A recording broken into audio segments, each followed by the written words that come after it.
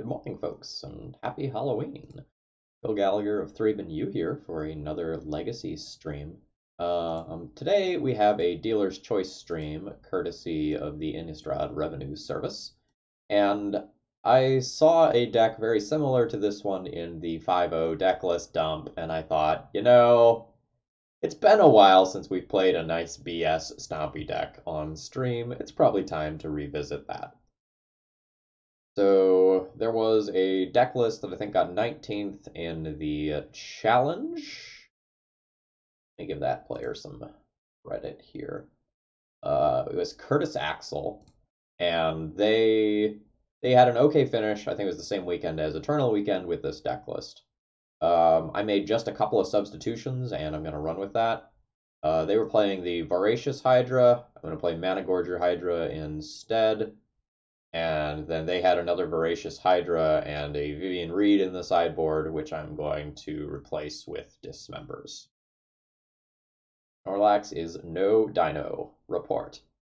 I didn't have a dinosaur hat. This was as close as we were gonna get, so forgive me. But I do have like the matching Snorlax color shirt, so some effort went into this. Either that, or I wore this shirt yesterday and just woke up, and it just so happens that it matches the Snorlax hat. I'll let the tinfoil hat conspiracy theorists in the comments fight that one out. Yeah. So we have a lot of fun cards in this deck list that are relatively strong when you can power them out a little bit earlier than normal. Shifting Ceratops and Questing Beasts in particular being very, very strong when they drop early. So I started messing around with this strategy around the time of the Legacy Premier League last year, and I indeed won my match that I submitted this deck list. I think that was against Eric Landon. And ultimately, I could never decide how this deck was supposed to be built. I think there's something to this general strategy, just like generically in a vacuum. But I'm not sure if it's supposed to have the Karn package. I'm not sure if it's supposed to have Tarmogoyf because you're not actually all that good at fueling your own Tarmogoyf. Sometimes getting double green for some of these cards is a little bit tricky, especially if you want to hit triple green to play Shifting Ceratops and then activate it in the same turn. I was never sure if I should include a Green Sun package in the deck. So every time I play this deck, I'm always like, I don't know quite how it's supposed to be built. That's probably an indication that the cards aren't quite there to make this one work yet. Like, there's a lot of awkwardness. So take Chancellor of the Tangle, for example, which is a pretty good piece of mana acceleration, especially if you have it in a hand with Chromox. But trying to hardcast that later in the game for triple green is a little bit awkward. Um, I'm just going to jam a league with this, see how it feels, and just kind of have a casual, low-key morning, maybe talk about some new cards.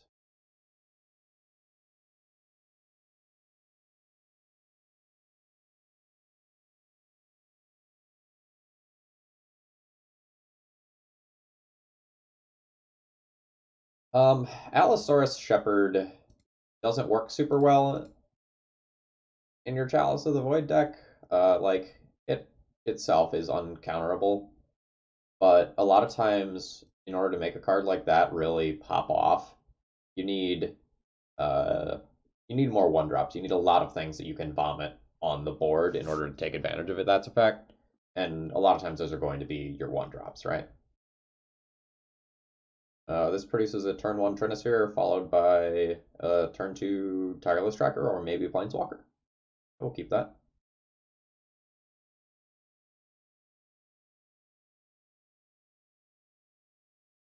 Yep.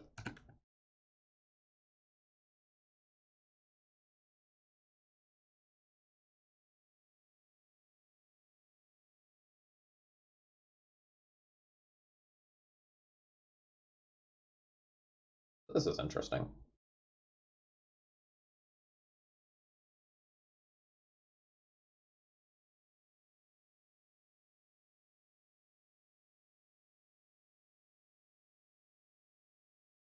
There's a world where I just take Shifting Ceratops and go Forest Go this turn, and just play turn 2 uncounterable Shifting Ceratops and say deal with it, rather than play Trinisphere. The issue with playing Trinisphere this turn is that if my opponent wastelands me, I think I straight up lose the game on the spot.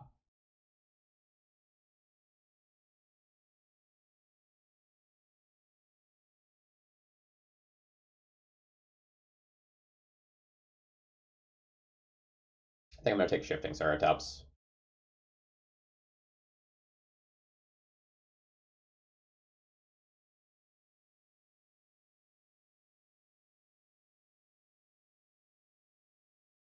This line will be a little bit weak to a Thoughtseize effect.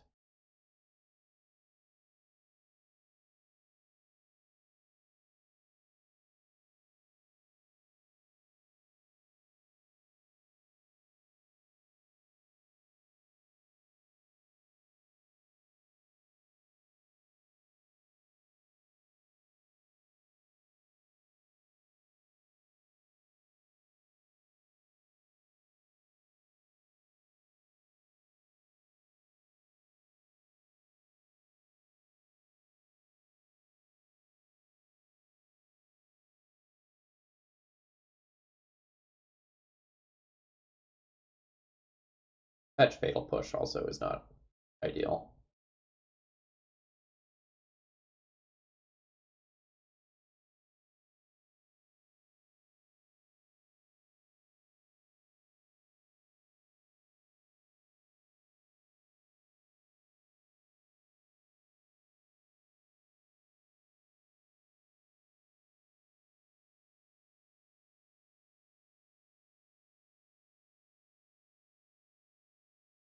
I think I need to take this 2 damage here. Maybe not. It's very close.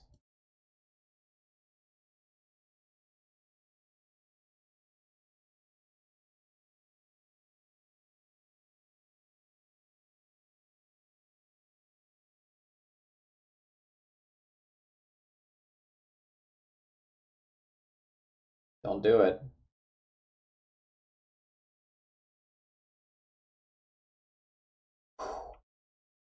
That's a good sign.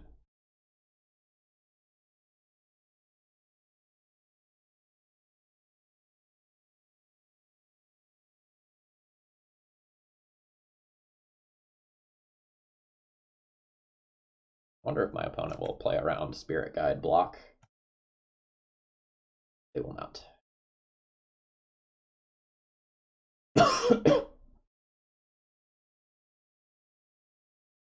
That is a lot of brainstorms.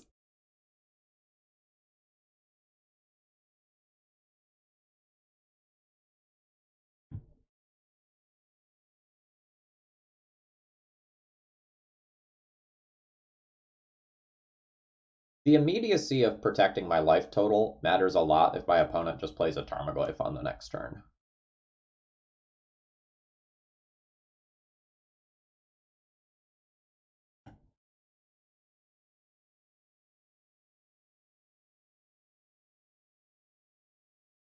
I think any piece of soft permission is going to kill me now.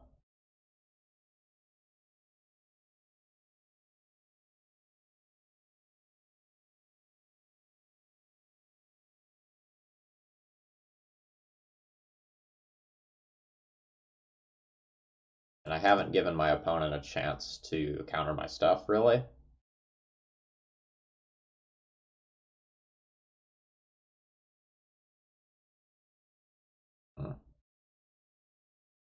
Maybe I played this turn wrong. Maybe I'm supposed to Trinisphere this turn, and then try to resolve this next turn.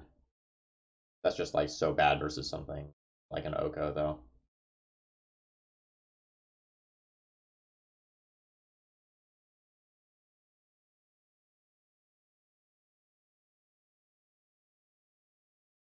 Yeah, let's play Trinisphere around days.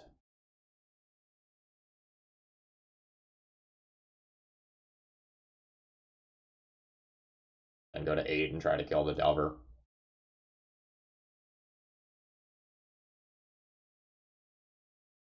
Morning, overvoltage. And Nakanmo9, thank you very much for following. I hope you're enjoying the content.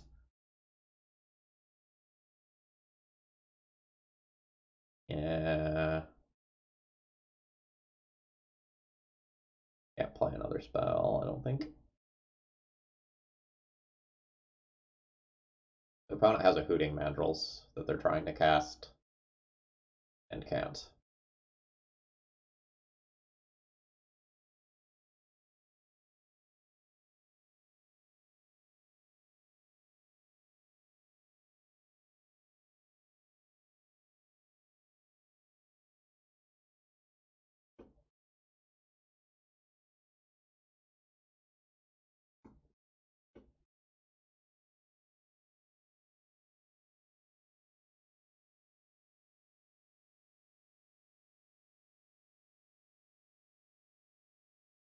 Yeah, alright. I guess I can.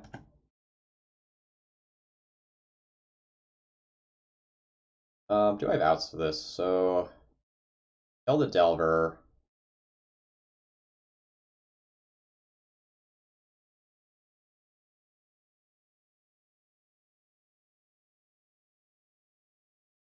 Take 8 on the backswing, go to 2.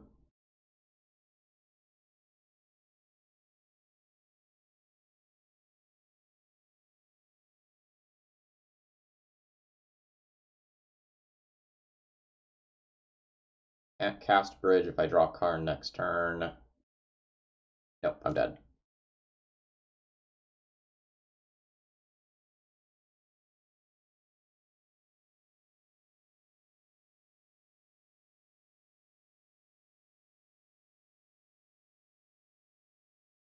Alright, I will dismember, get some creatures out of the way, and I think I'll choke on the play. Don't know that I'll choke on the draw.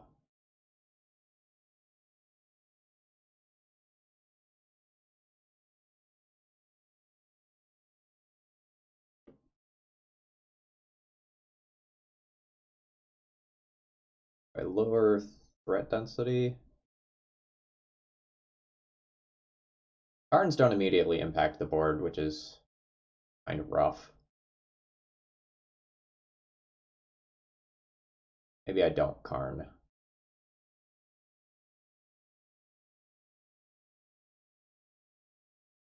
I keep my creature density high. I could also consider boarding one or both of those in then.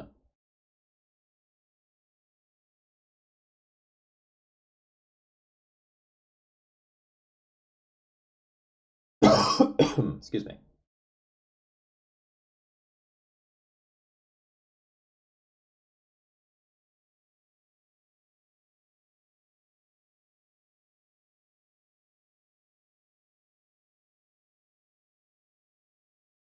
You do something like that. On the draw, I probably won't play chokes. And Trinispheres also aren't great, but I don't know that I have a ton of cards to board. This attempts a turn 1 Chalice, followed by turn 2 Goyf, followed by turn 3 Goyf. That's fine.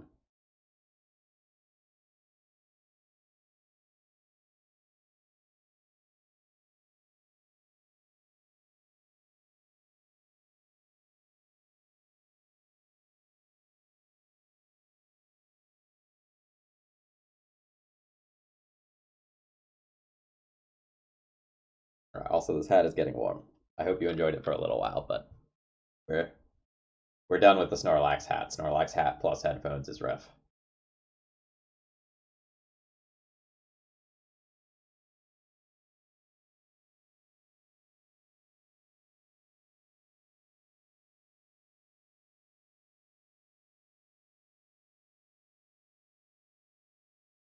Alright, so we did some amount of work in slowing down and stopping what my opponent's doing.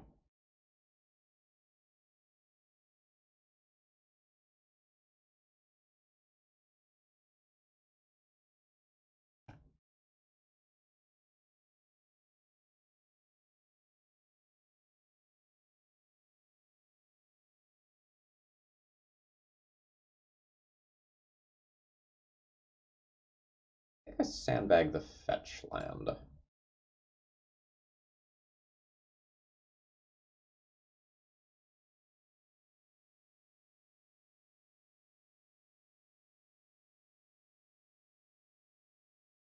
There's worlds where my opponent like doesn't play a fetch land, and then like intentionally trying not to go out, grow my goif, and then I just do things.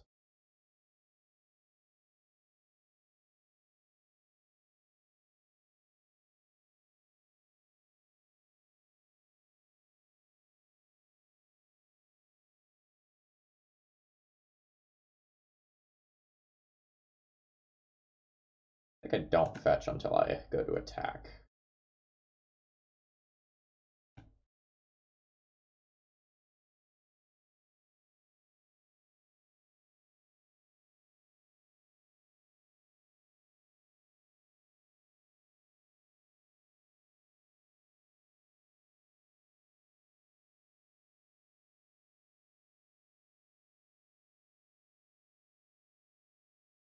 Welp.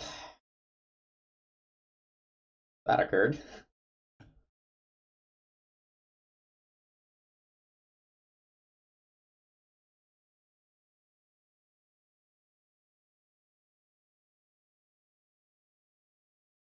Marius, obviously we're not trying to play a good deck today.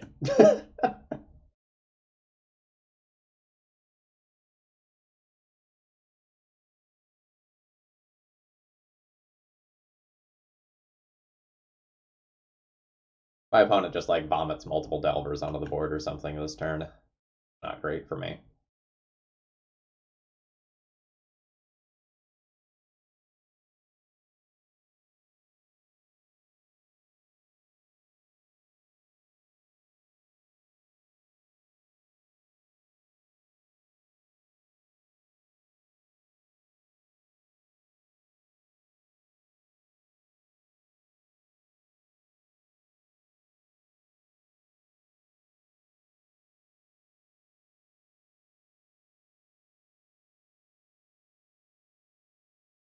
Right, they have taken one of my shifting Ceratops.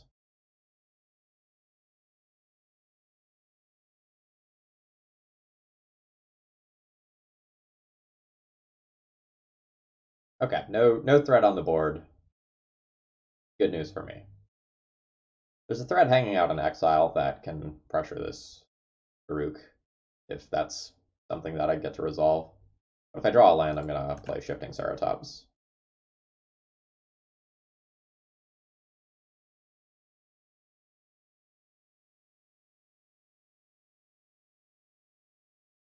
Yes, especially now.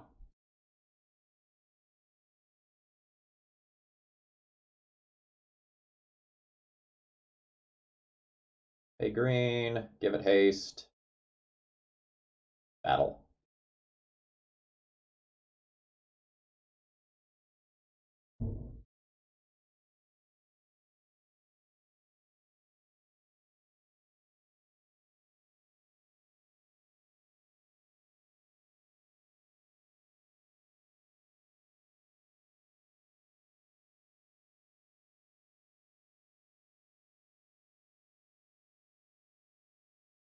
Interesting.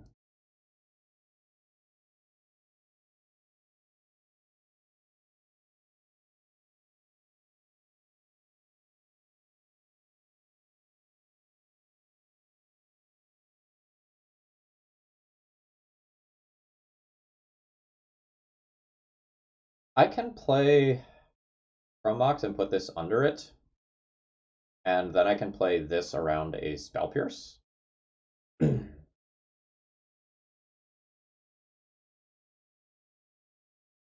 Because it requires 2 more lands for me to actually turn this into a spell that matters.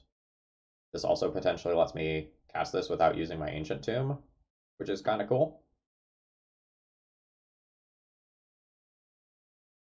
I think I'm going to go ahead and do that.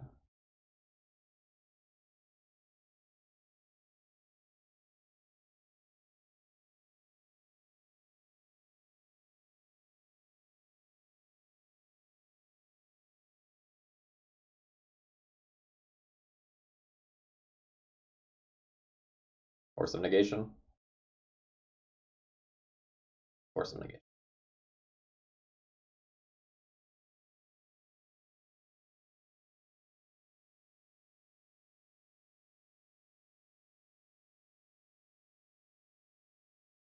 That is unlucky. That is quite unlucky.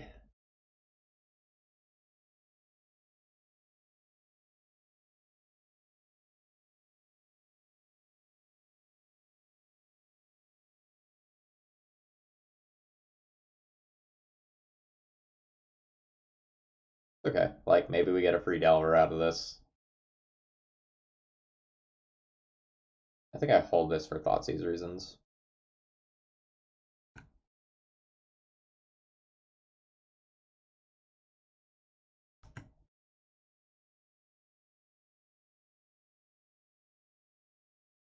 Fatal Push is rough.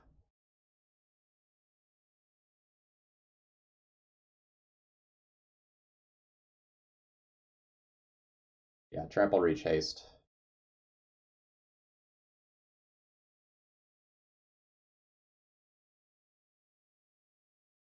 I guess I need to kill the Delver. Like, I get a 2-for-1, but then I'm really behind on board.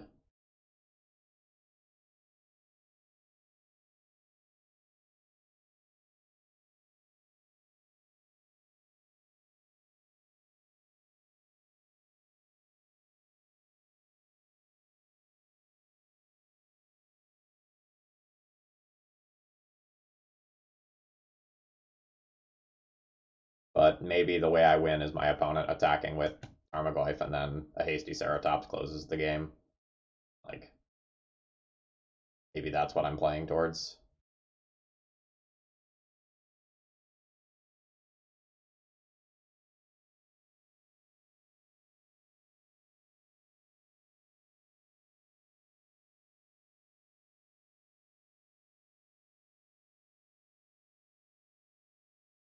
Yeah, now we kind of wish this was in hand.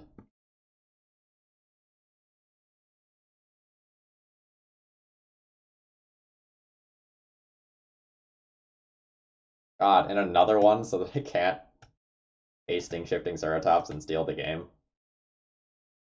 That's annoying. So now I play this, and my opponent has exactly lethal. Very dead.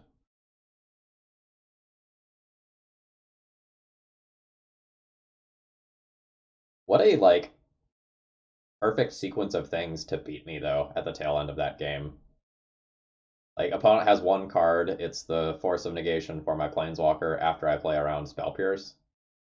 Then they have Tarmogoyf to stall the board. Then they flip Fatal Push to kill my creature. Then they play another Tarmogoyf to eliminate my outs. That was rough.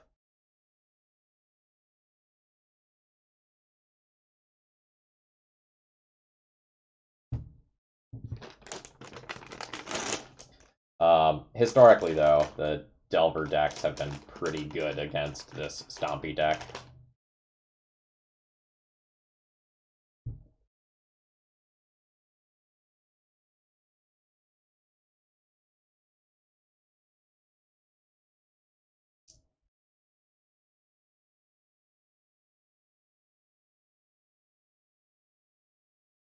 Man, you don't always have the Trinisphere. That's when you Mana Gorge your Hydra.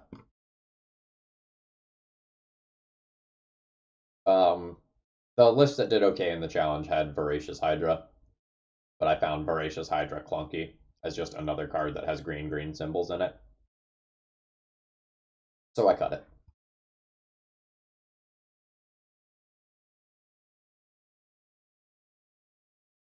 Like, I get that it's like removal on a creature, and that when you flood out late game, it's kind of cool, but I don't know. I always found that card really awkward because it's a bad threat and kind of a bad removal spell, too.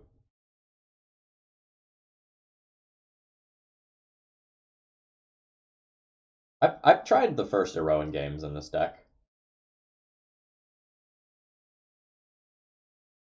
It was very good when it was good and incredibly awkward when it wasn't. Like, The amount of value you generate if that thing sticks around and everything goes your way is absurd, but a lot of times everything doesn't go your way, and then you made a white human and didn't do anything else, and you get 1 mana back 3 turns later.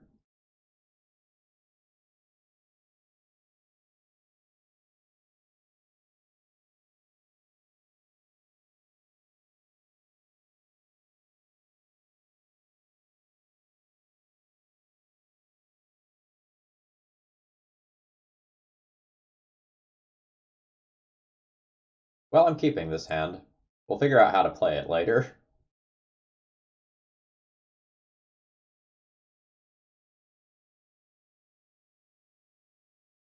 I think this is a time where we search our opponent.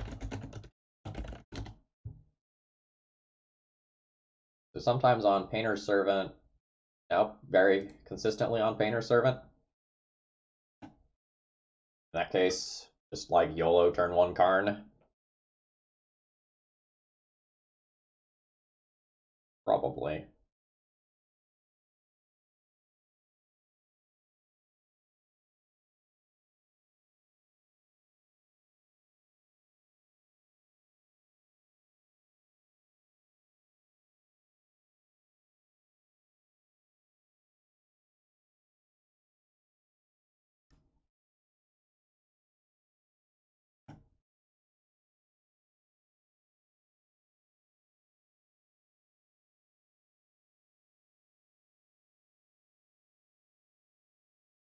Hmm?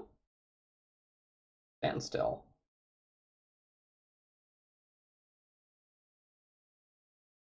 My opponent has 4 finishes. They're all with Painter.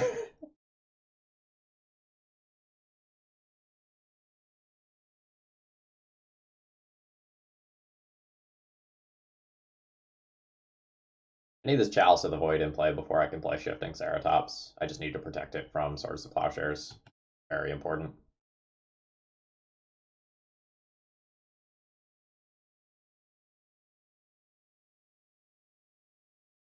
At the same time, it's also very awkward if my opponent just like goes land, stand still next turn. But I think I have to go for this still. My Shifting Ceratops can't be countered, and if this resolved, I'm in a pretty good position, even if I do just break a standstill immediately.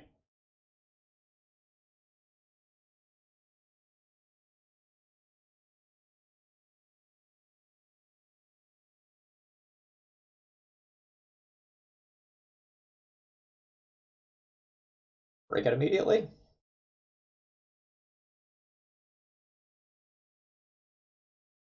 I think I break it immediately. Like, this can't be countered. I have a Chalice of the Void. No, yeah, I don't think I want to let them make a whole bunch of land drops. I don't think I want to play that game. They're probably gonna have like 1, maybe 2 Teferis that can get this out of play. Oh no, Teferi is blue. That's not gonna work. Yeah, how are they gonna deal with this?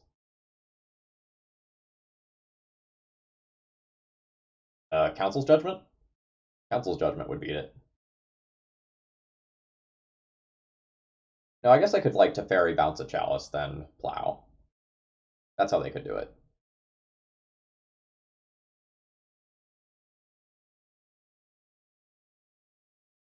Could also just like flop down a Mentor or Myth Realized or something.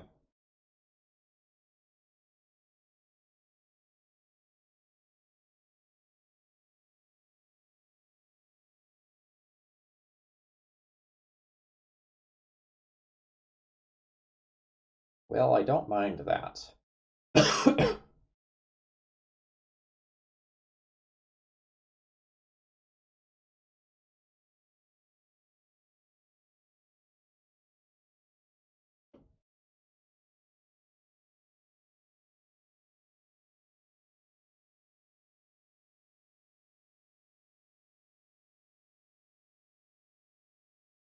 Chalice is the prize here. Play Chalice second.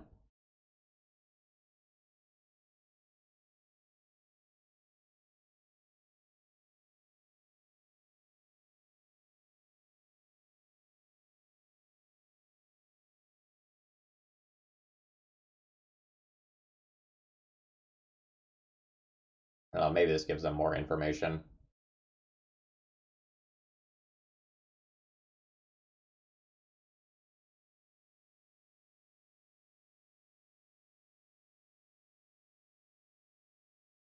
I think I just try to kill them.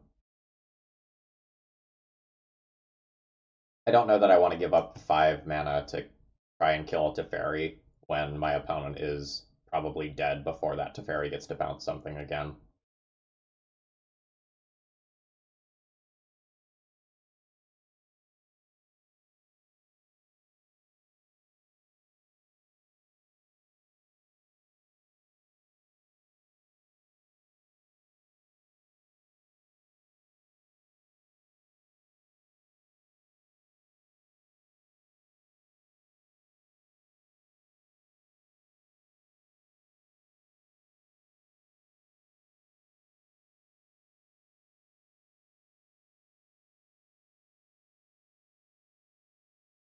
I don't think I cast Elvish Spirit Guide.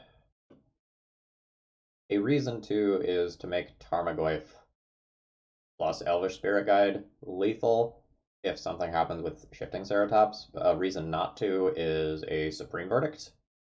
Would be one of the things that that could bring my opponent back right now.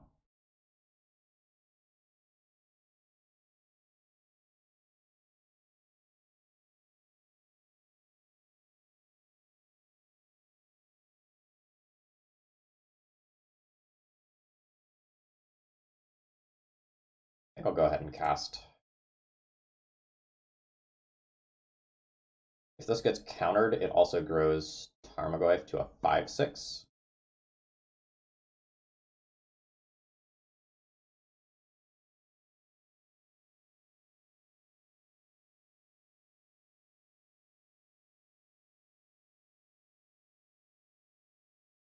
So I think I've said what I have to say about Opposition Agent. The It's a very good card. It's legacy power level for sure. I think it's less oppressive than people think it's going to be.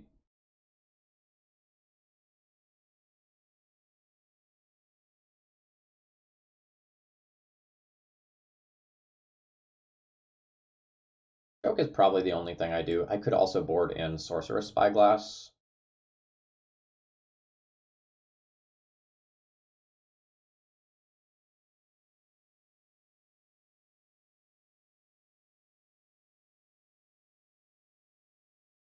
It's a question of like, do I want to be able to tutor for the answer to their win condition?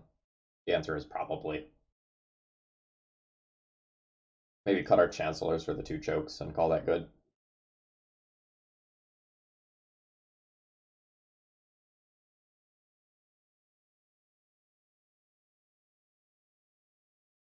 Yeah, I look forward to playing with Opposition Agent. It will make some nice clippable moments for sure.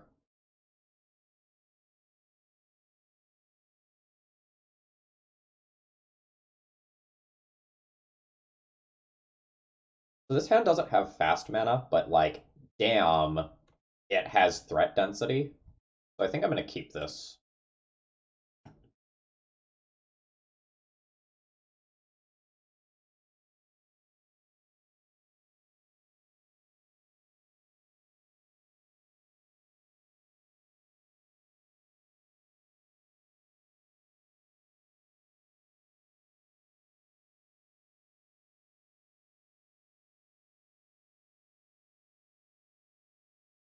So the kind of cool thing about this hand is that if our opponent just goes standstill, pass.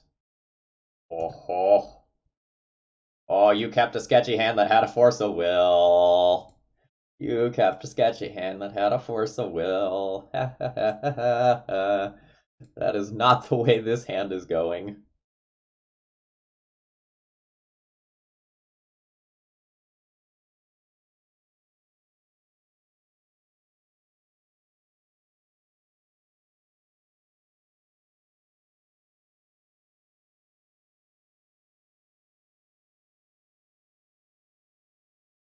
Okay, they found a land.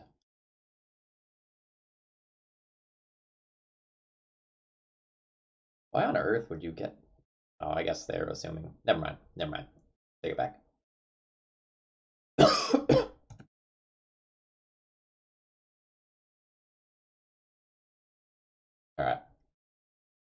So now this is a game where we wait out the standstill.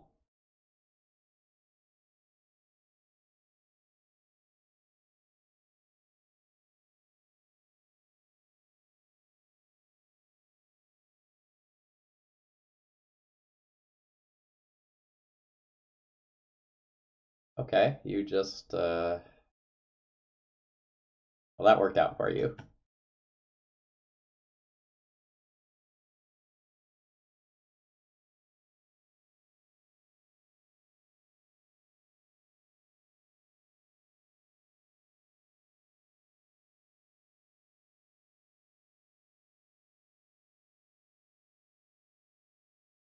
This might be a spot to jam.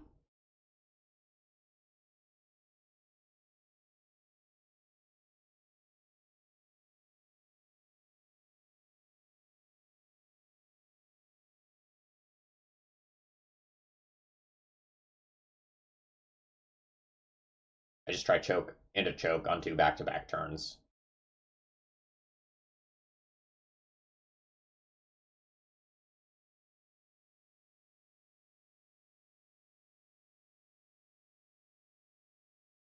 It's really awkward if they counter my Chrome Box. But it's totally good with me if they just counter choke.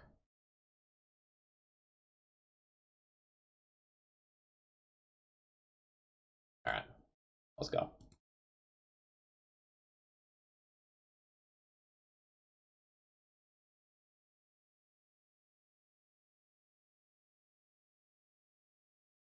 I think you are not the prize here.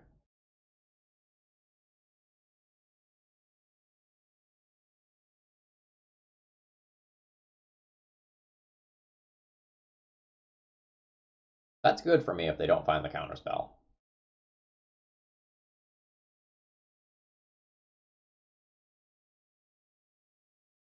Alright, they found the counterspell.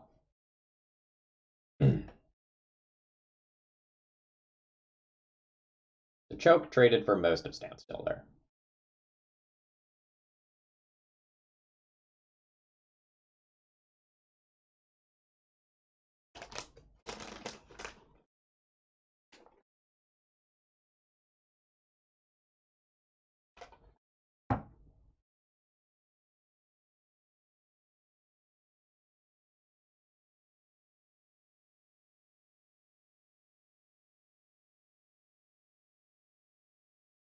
Oh, that's bad.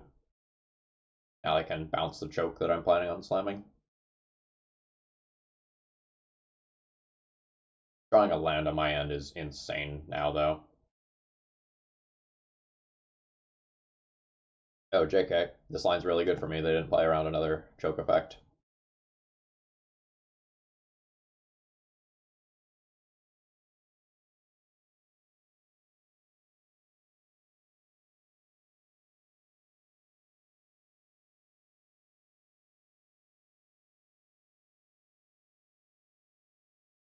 I just draw land, questing beast, attack with questing beast, kill Teferi.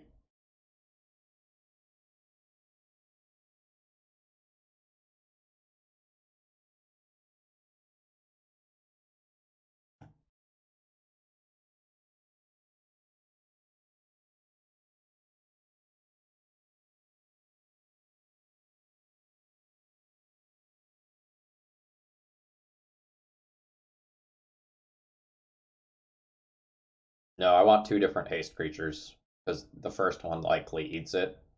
To a Swords to Plowshares. I haven't given my opponent any target for one.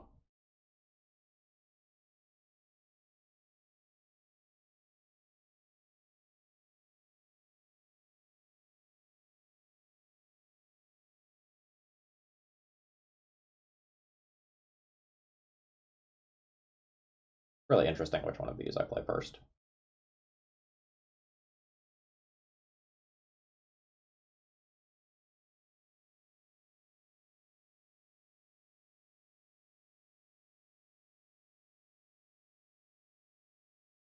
Yeah, Garrick plays around Plow, but plays into like a Force of Negation or Spell Pierce.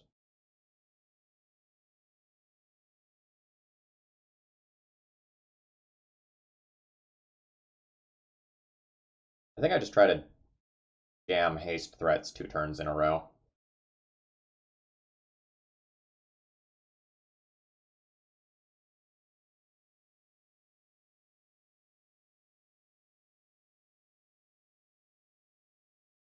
I'm gonna do this.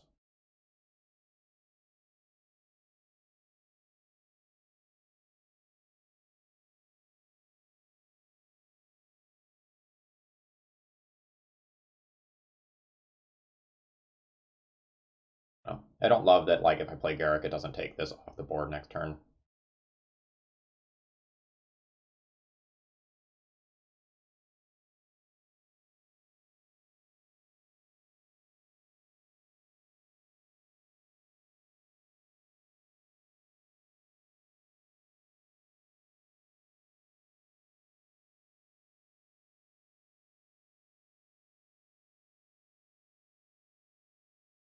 Man, this turn's hard.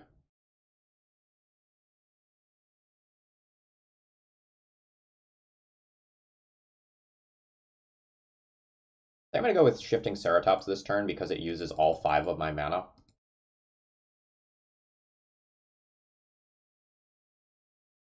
Hey, Julian.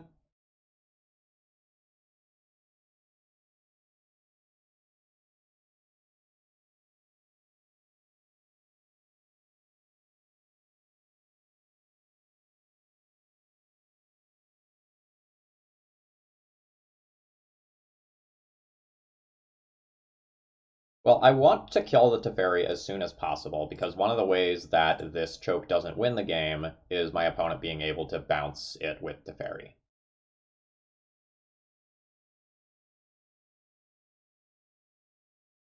Dinos are back.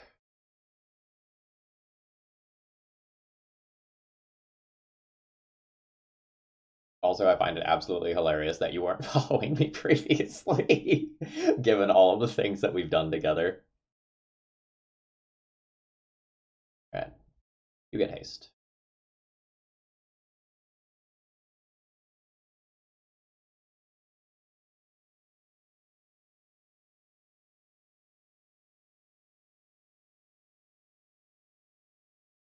Oh, I see.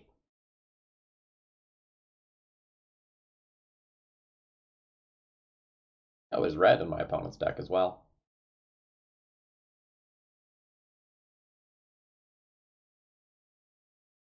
So this turn I could play Karn around Spell Pierce and just Sorcerer's Spyglass the fairy instead, and then that plays around. Well, I guess that doesn't play around the Pierce. The Pierce gets the Sorcerer's Spyglass instead, but I have a Planeswalker in play.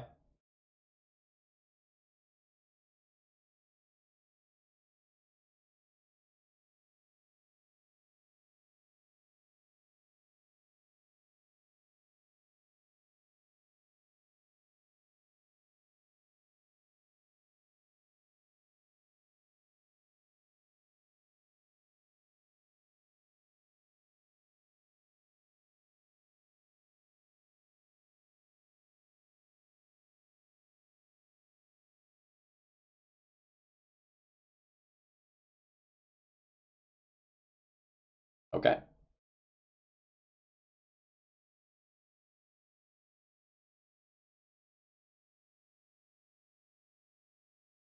So, assuming opponent had that last turn, they kind of had us covered whichever line we took.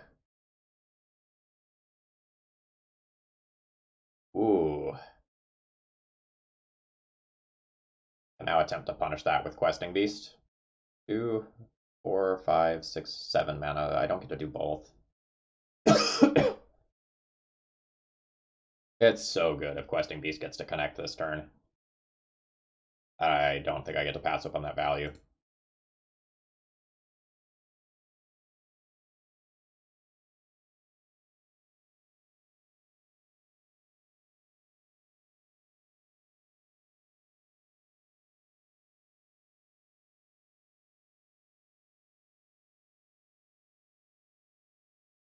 That's really disappointing.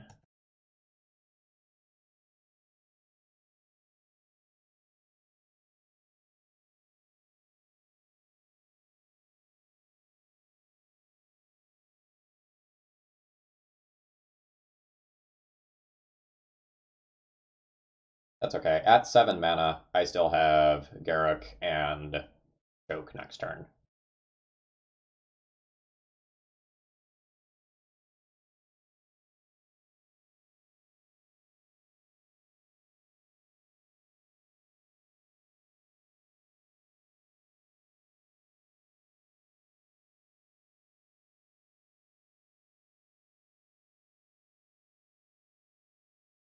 Was this at 4 mana, like a Felidar retreat or something?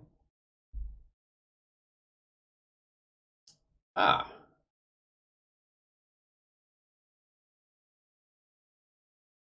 Well, that's pretty good. I now have to win by decking my opponent, I think. No, I can also win by Karn. Speaking of.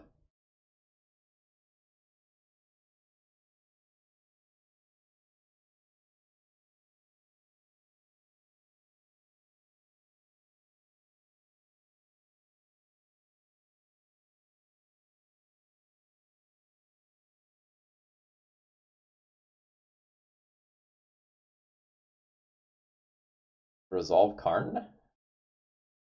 Guess we could just go for resolving Karn.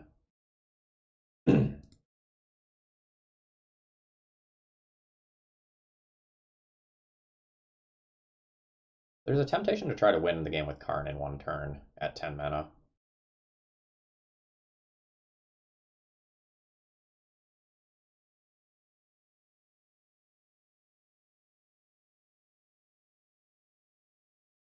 Now let's jam.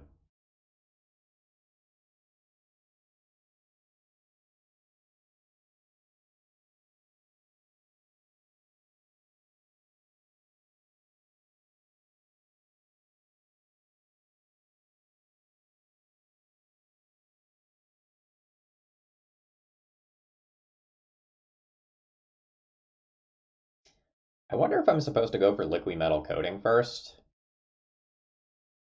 and just like sandbag Lattice for later, because it's way harder for me to win if Lattice doesn't resolve next turn. Well, my stuff resolved this turn, so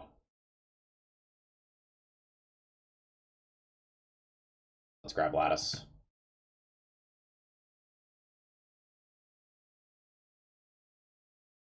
Their moat makes it so it's real hard to pressure me.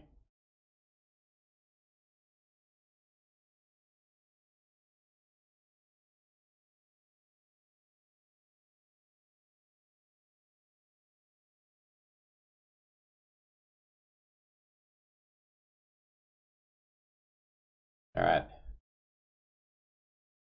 Let's try the easy road.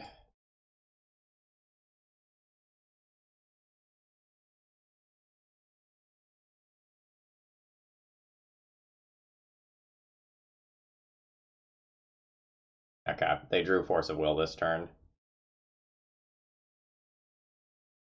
That's super unfortunate.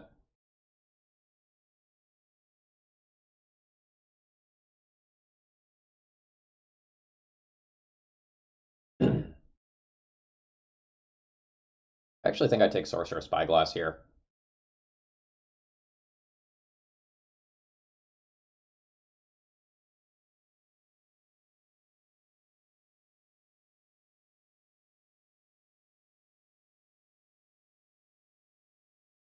Shutting off this so it can't bounce these two is kind of big game.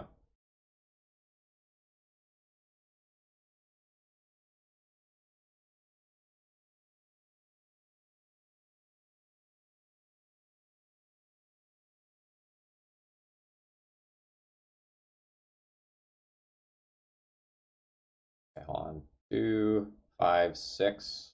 So I'm going to do both of these, but I can't also do that.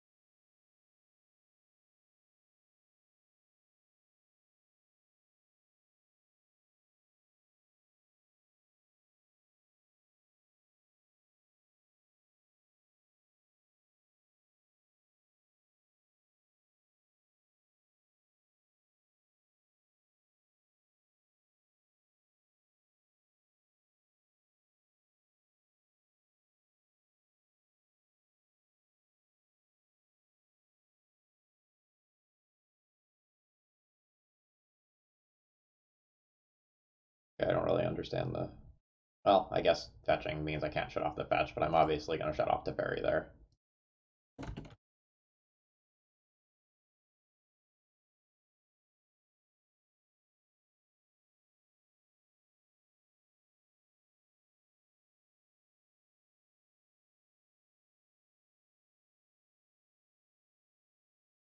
This becomes a very slow grind now. I can Tormod's Crypt myself eventually to get Mycosynth Lattice back.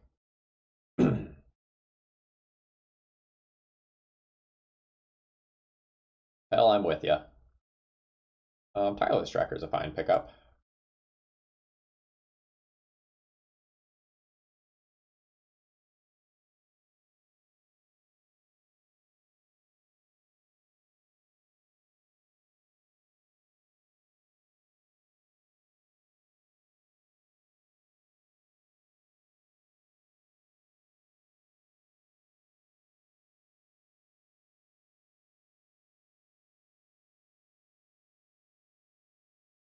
We'll play Tireless Tracker on a turn where we can play a land and do everything simultaneously.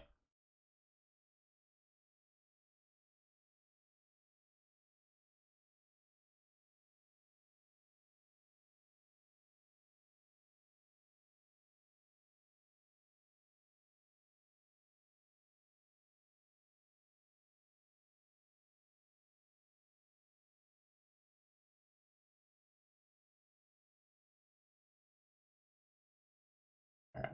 Now we have a cooler, sexier Planeswalker.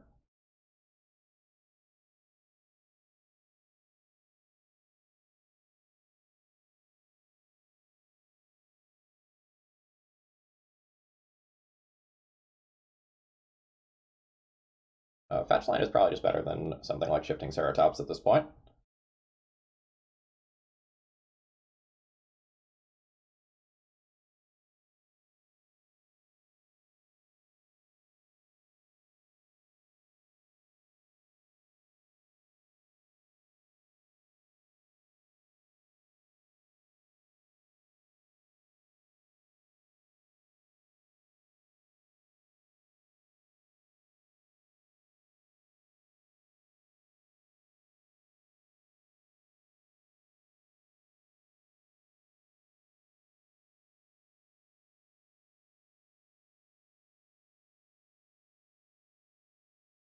Oh yeah, I have plenty of long-term lines that involve Tormod's Crypt, for sure.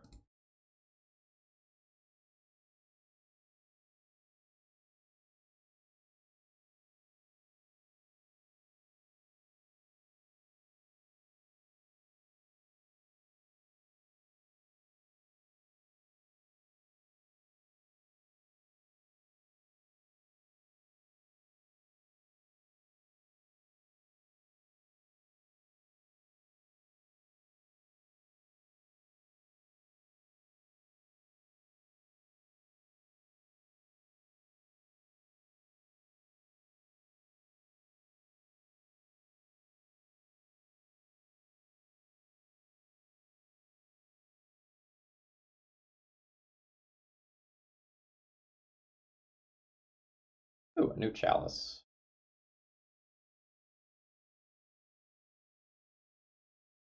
3? Eliminate Council's Judgment or a new Teferi. Uh,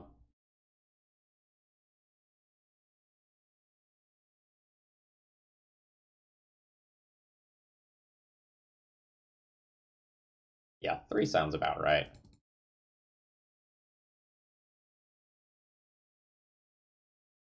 Well, new Teferi is a bad example. Alright, use my walkers. Let's call that a turn.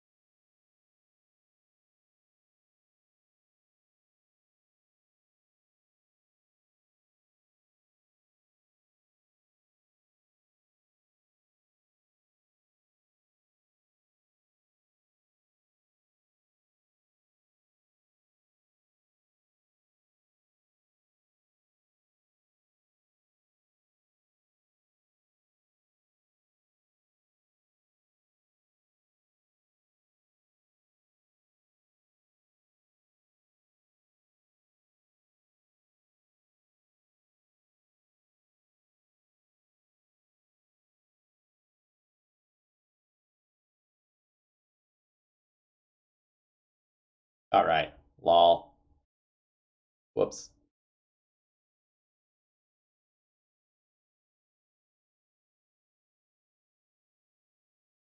That was too good.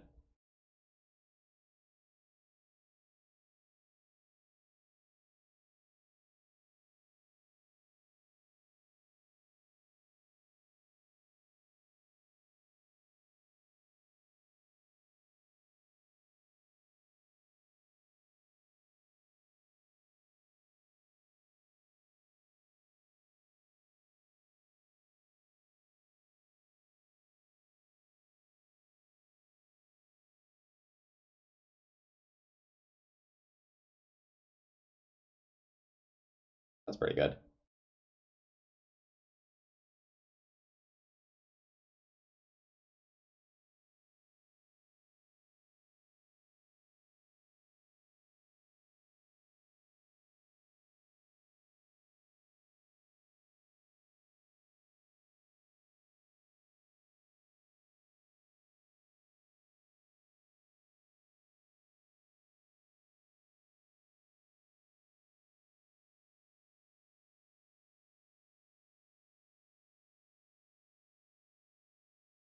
Oh, I like that a lot, but I can't cast it because of my chalice on 3.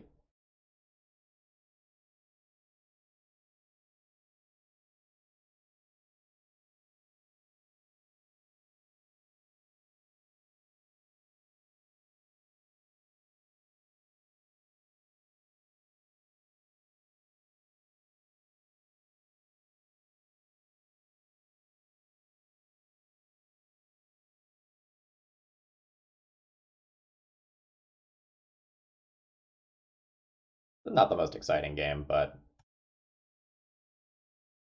things are good.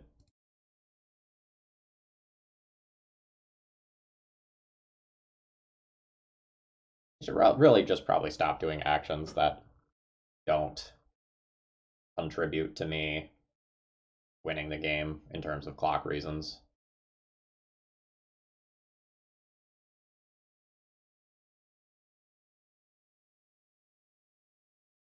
But I want to eliminate my opponents, all of my opponents on tapped mana first.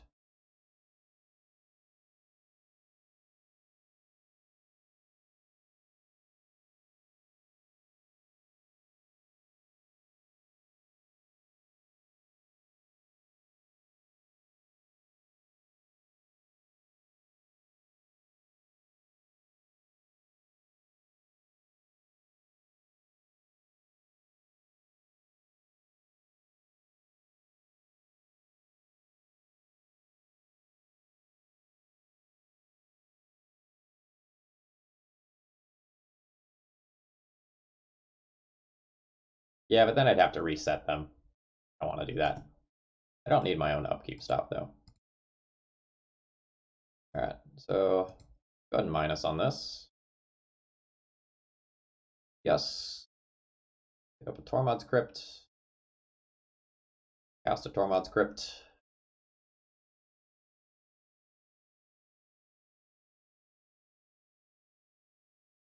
Resolves.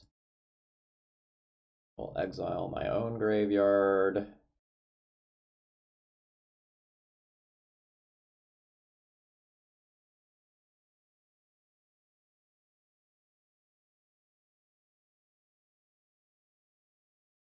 Do a new chalice. 5. We might put that on 5 as soon as I get to 10 mana. I can do that next turn. Actually, I can do that now. If I get an Elder Spirit Guide.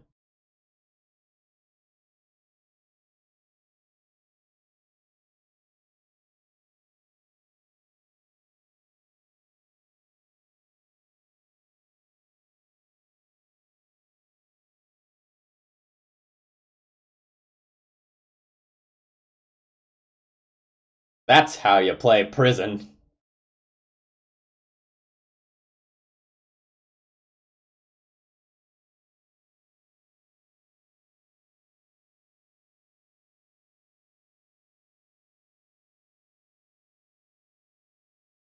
Nice.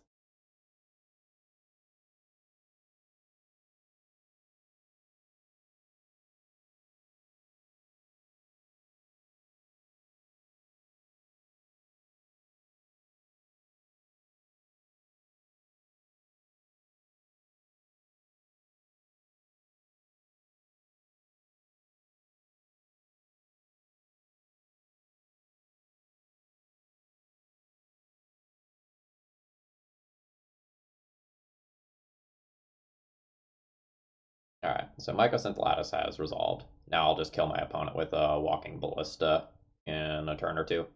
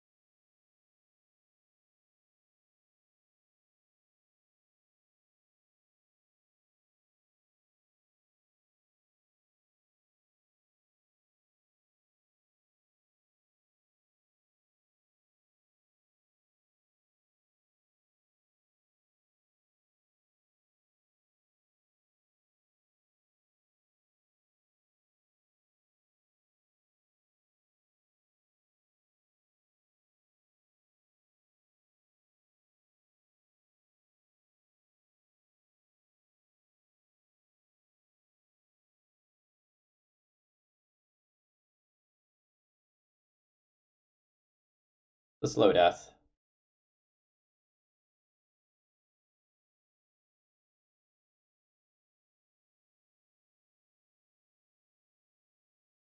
Oh, does that just work?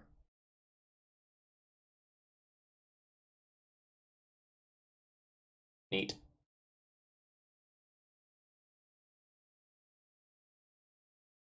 That doesn't work. You lied to me.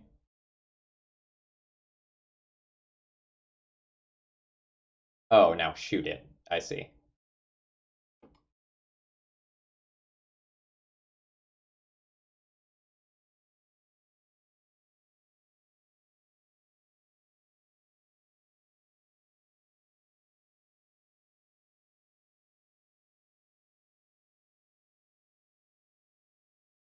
Okay, yeah, that's fine. We'll kill him next turn.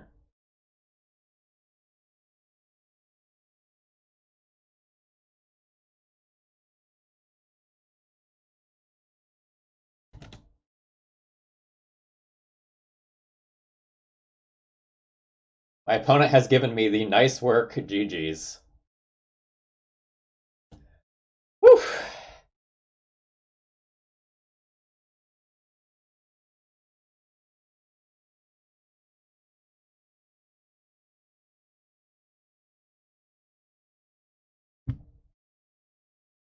Yeah, not the tightest play at the end. I was just trying to make sure I could get through actions, but yeah, you were totally right.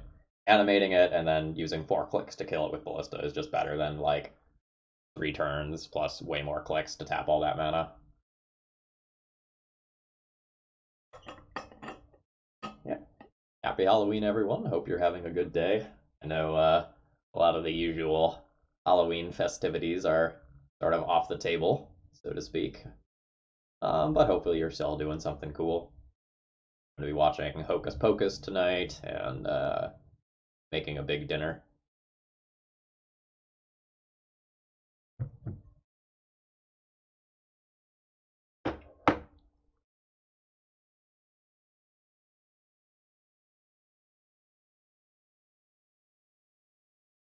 I'm on the play with a turn 1 Trinisphere and a turn 2 Karn. I don't think I need to tell you that that's good.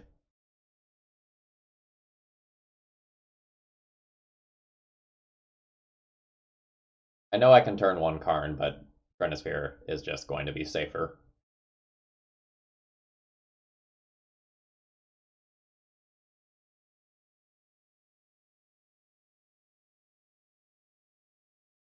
Oh, Reaple Cheap, congrats!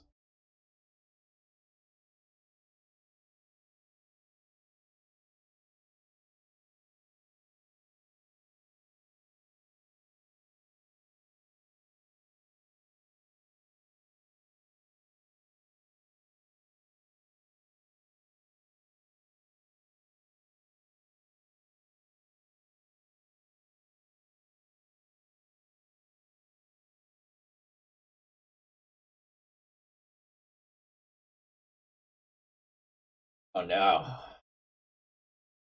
You get to brainstorm and look for the force.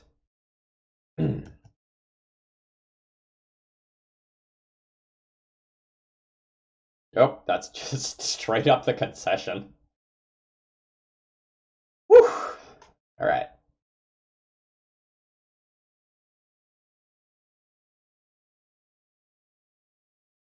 Joke. Get in there. Yeah, so they probably like brainstorm locked themselves and then just knew they were dead. So like why waste the next minute to get Mycos and Gladys locked?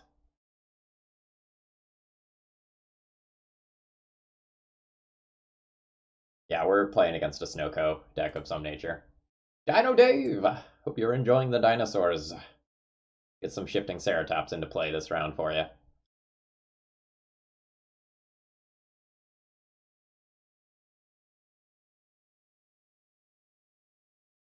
I also could have just gone directly for Mycos and Gladys, right? With the Spirit Guide that was in my hand.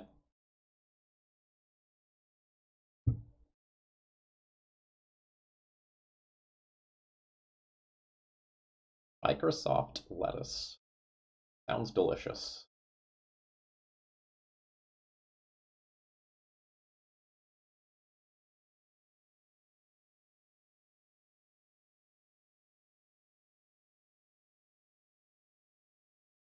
The Archon? Is that the 3 mana flyer thing? That one's not really playable in Legacy. But Luminarch Aspirant and Skyclave Apparition are both very, very good.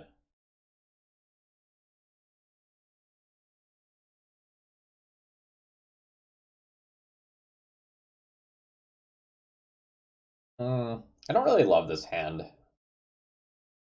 But at the same time, I don't know that I throw back the hand that can produce a turn 1 Trinisphere.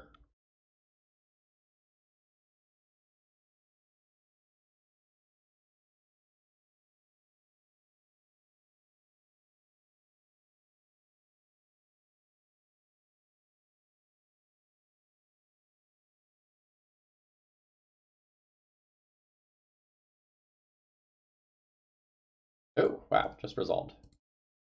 Mateo, thank you very much for following. I'll play this later. I'm just going to play Ramanep as something that I can turn sideways and pressure an Oko with.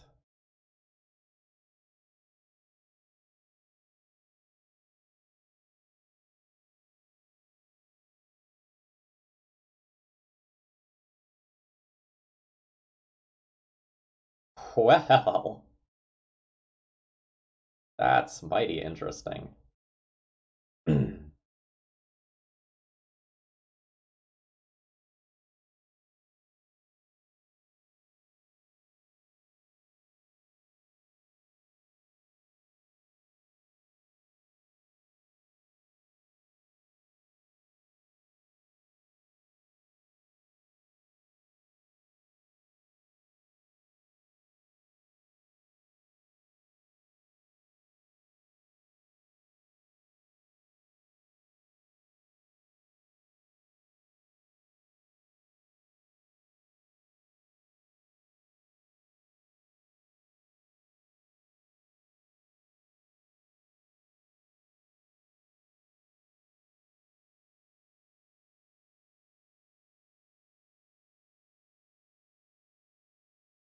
My gut says City Tracker and just keep the pressure up.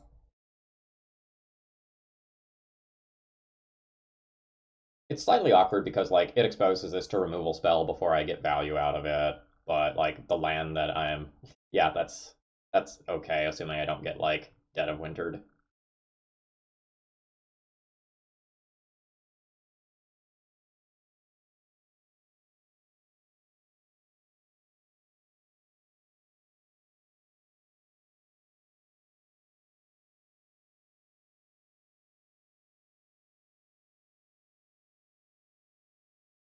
That's not bad.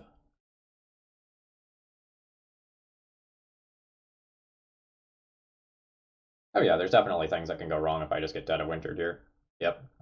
But then I have a Shifting Ceratops or a Planeswalker, so whatever. My opponent can't force a will right now, which kind of makes me just want to play a Planeswalker.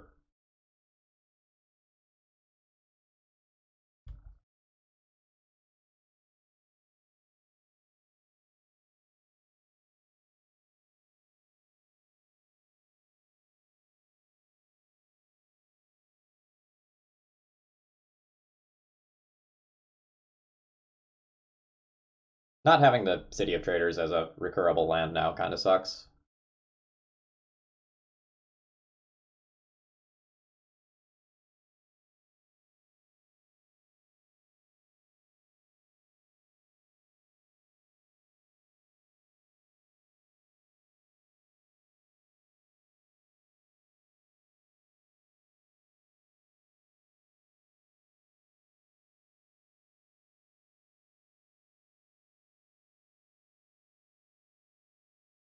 Soul land. I will indeed settle for regular land, yes. That's fine.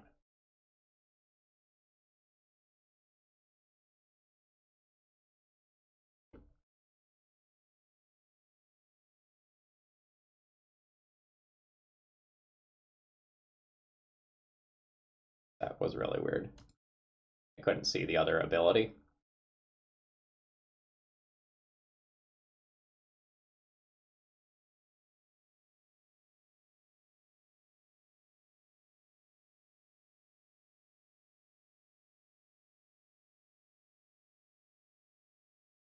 Yeah, opponent's good card is definitely better than my good card.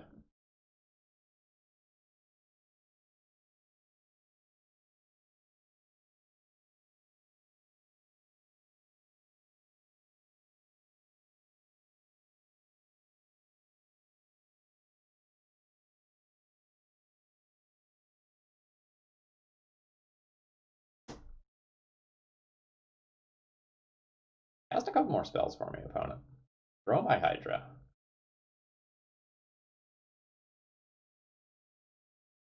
Yes, yes.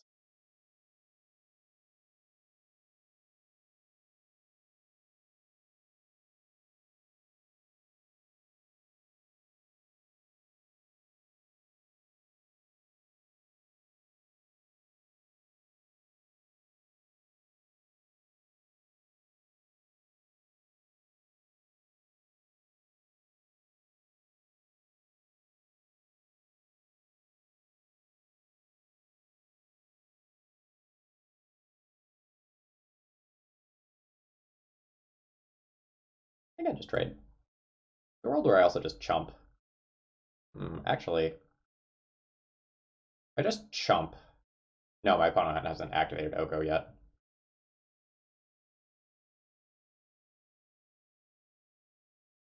So Oko will go to 7, which is inconvenient. Yeah, okay, I'll trade.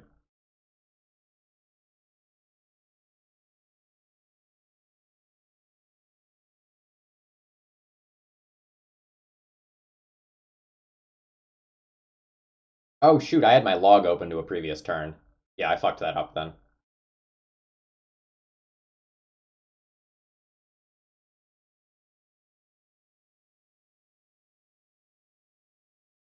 Yeah, I should have chumped and then killed Oko. Unquestionably, that was the correct line.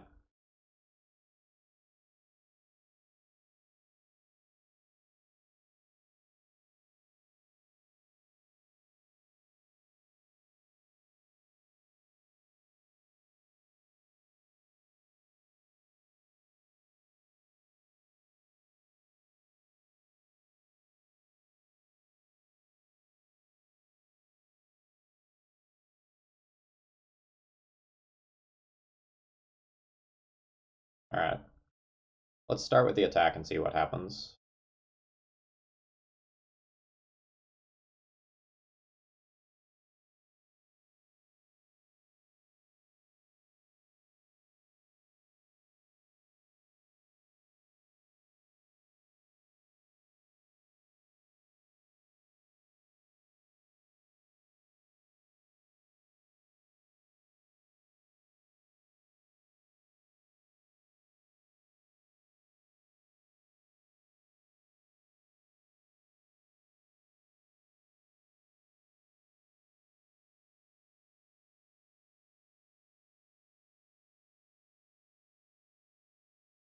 Alright, I need another land.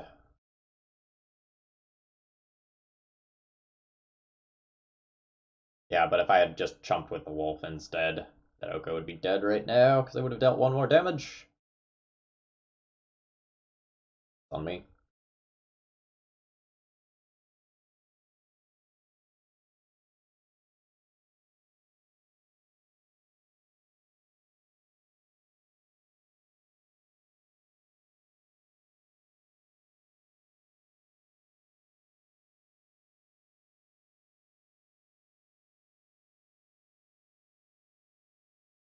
Thanks.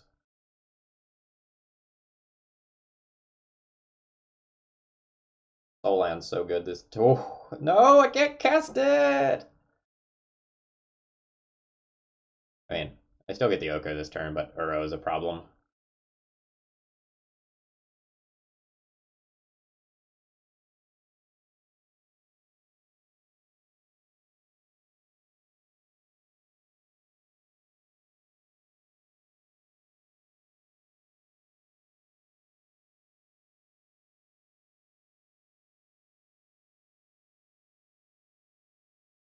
I don't know.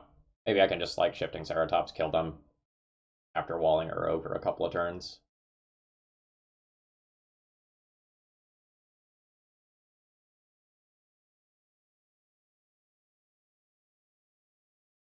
Or we can continue to draw 4 drops, that's cool.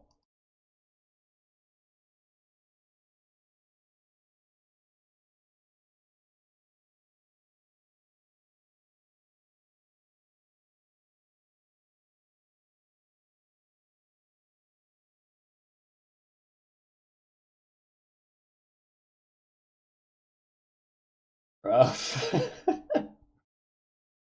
Alright, I think I could have played that one a little bit better, but what my opponent has here is brutal.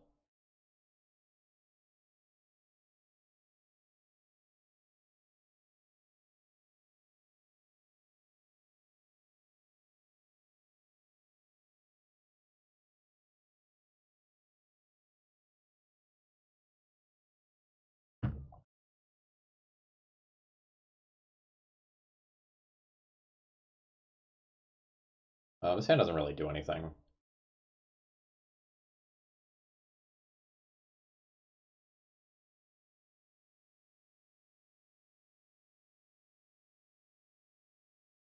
Turn 2 Ceratops. Turn 3 Ceratops. That's a plan. That's a plan.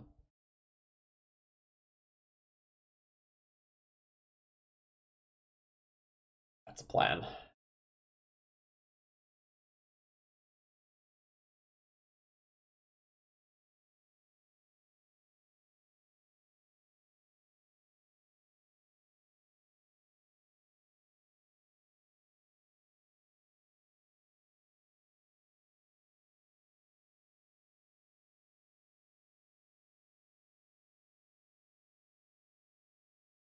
Um.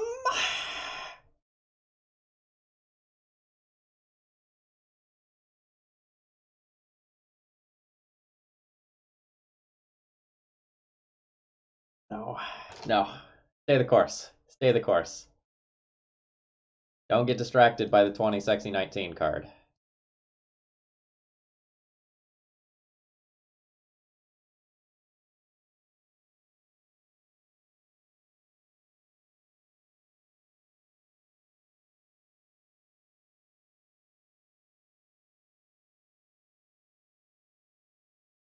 Elvish Spirit Guide so that I can attack for 10 next turn would be sexy.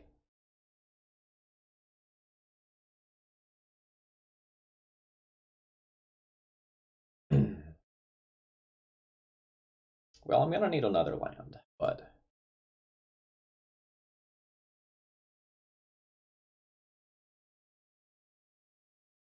no, I think I want to play the card that doesn't play into a counterspell.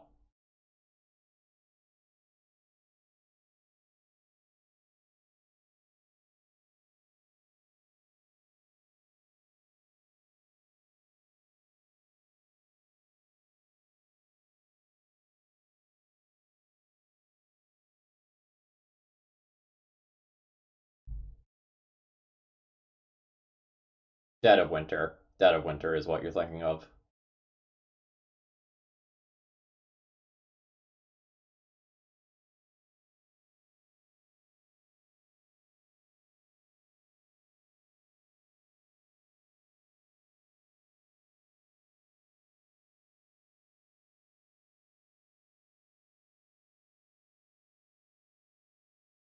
No, it's not guaranteed GG. Like, we can still get Dead of Winter.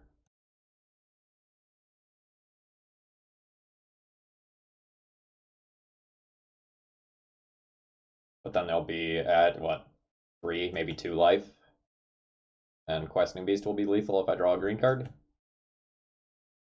Alright, I guess that's not true, right? I can't exile the Karn.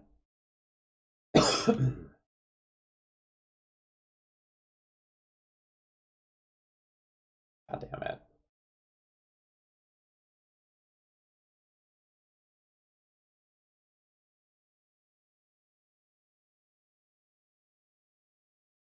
Comic.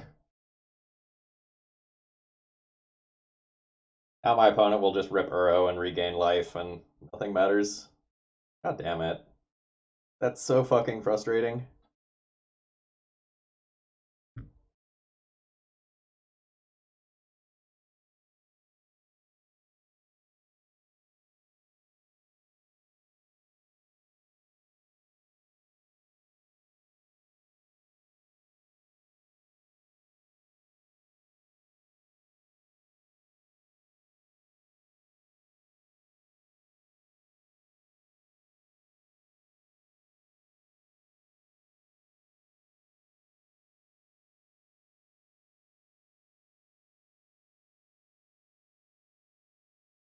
Yes, we were extremely unlucky this game.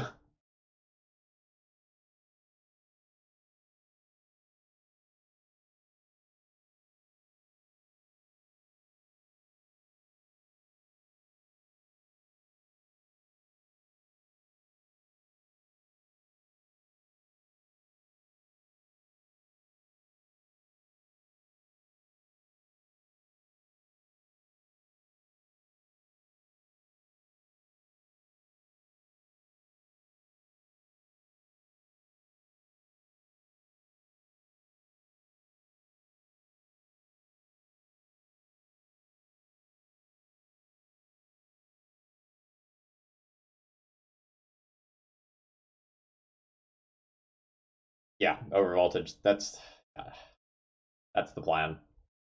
Is I need to use Ensnaring Bridge to lock the board and then win via a very slow route. Alright, we're done.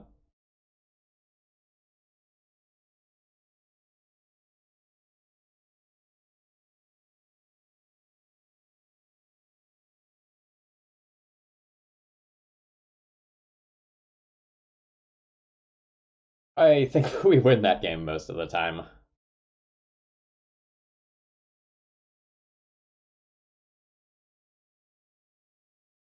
I'll probably check it out after the stream at this point with the way our round times have been going.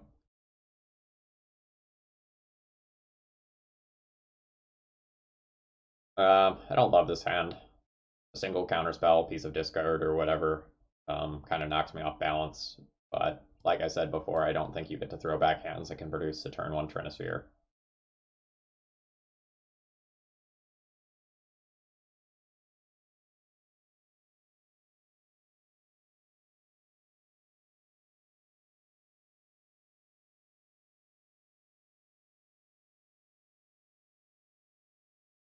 This is Red Prison.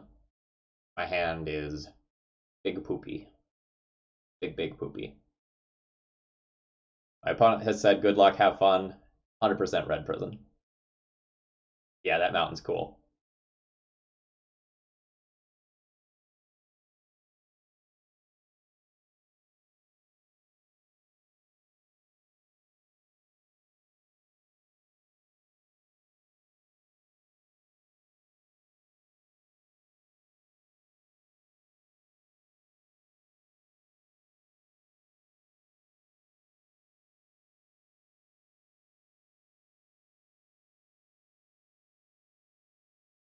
Blood Moon me so I don't take damage from my Ancient Doom, please.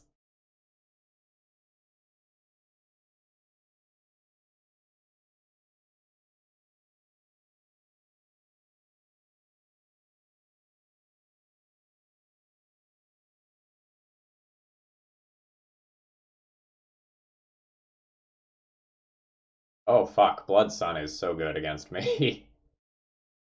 Two fetch lands. And Ramunap for daggers! Alright. The good news is that my City of Traders will not be disappearing. The bad news is I'm sure as fuck not getting to triple green.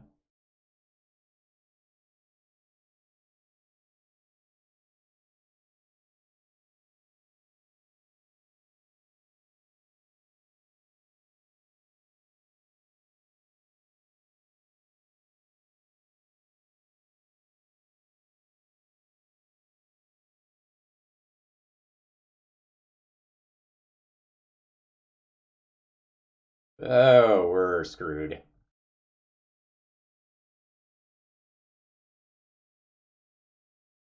Well, so Blood Sun shuts off my ability to fetch. So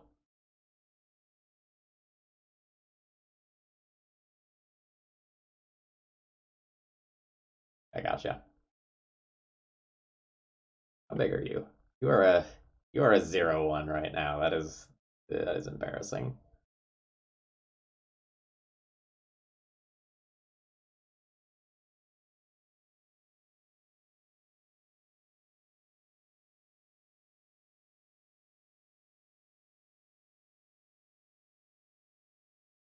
I think let's call that one there.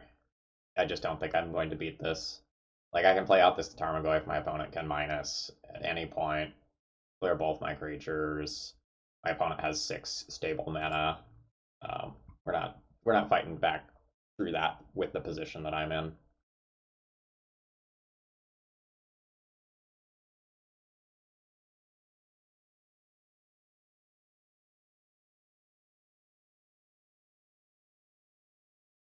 I also have basically 0 sideboard cards.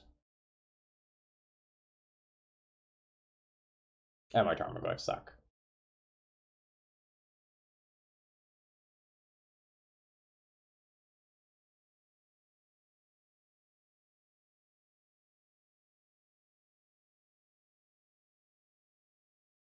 I won't tutor for that. I probably need to leave this, this, and a win condition in the board. I probably want more effective copies of Sorcerous Spyglass. I don't know, maybe I can't leave the win condition in the board. Maybe I just need to fill a slot in the main here. I'll play 2 Dismembers for like Magus of the Moon or some Goblins or Anji's Ravagers.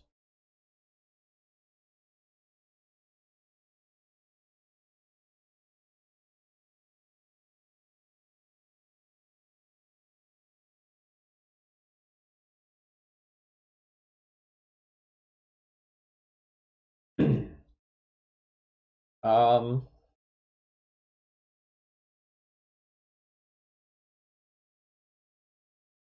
this hand is fine. Not good, but fine.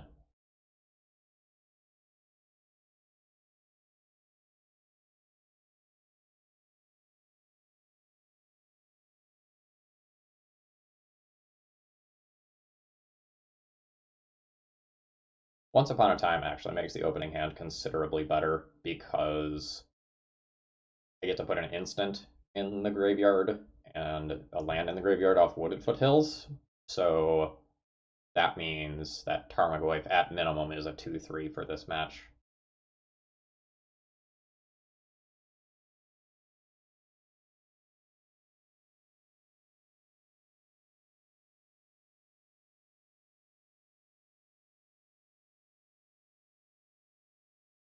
Hmm.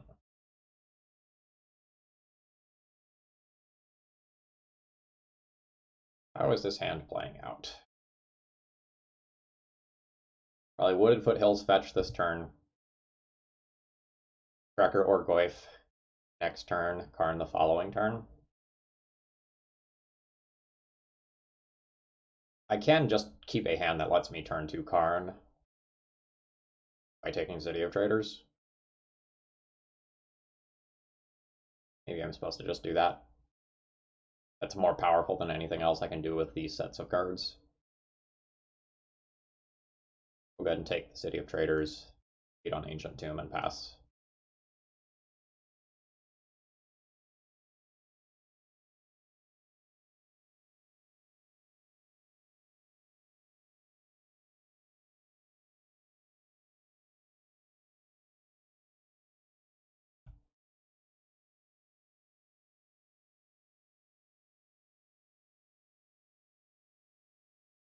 Okay. Let's attempt Karn Shenanigans. Drawing a second forest is also totally fine with me.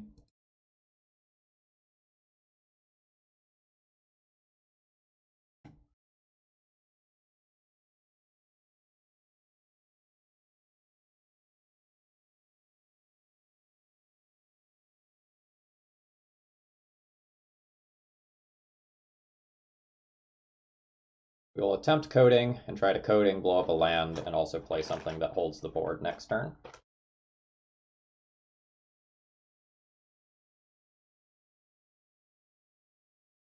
Yo, I am so on board with that. That means the City of Traders isn't disappearing. That's so good for me.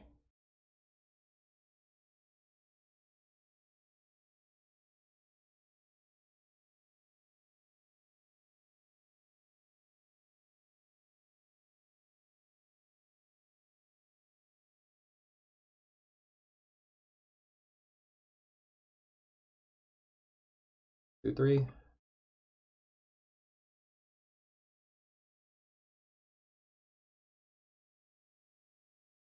Maybe Tireless Tracker was bad there. Tireless Tracker can be punishing fired. Although if my opponent spends their turn punishing firing, that's like a huge win for me, right? Because I just blow up another land.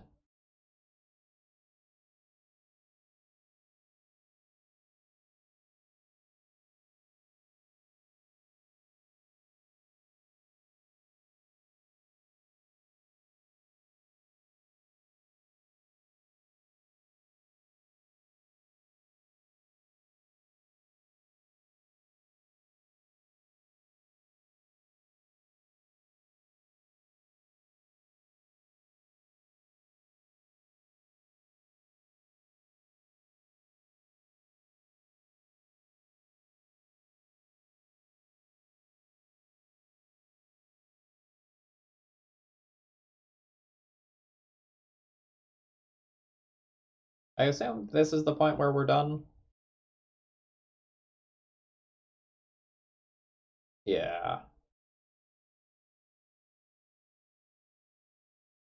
All misstep on my end, though. I probably should have played one of my two fetch lands prior to activating Karn.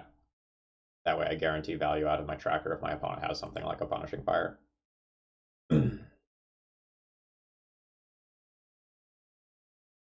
Transfer sucks on the draw. But if I want to leave a good Karn package intact, I can't really do much about that.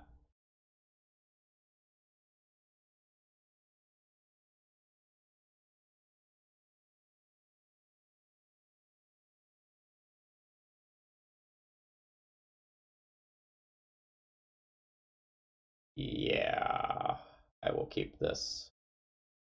I'll figure out what to do with it later. This is probably just a turbo Karn hand. Just produce Karn on turn one.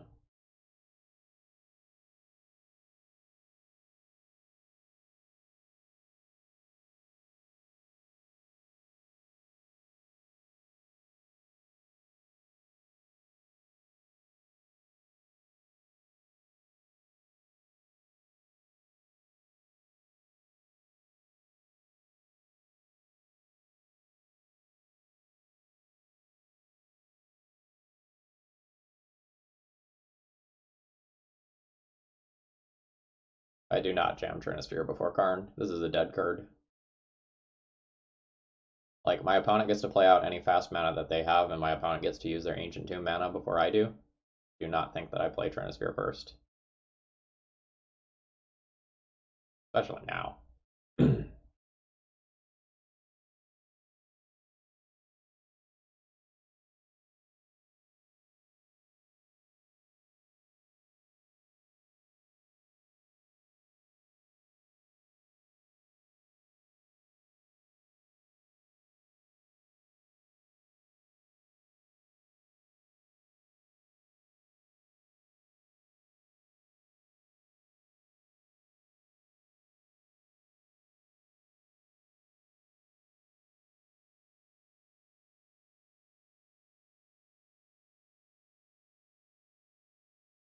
We did a very good job of drawing things that let us play Karn earlier than normal.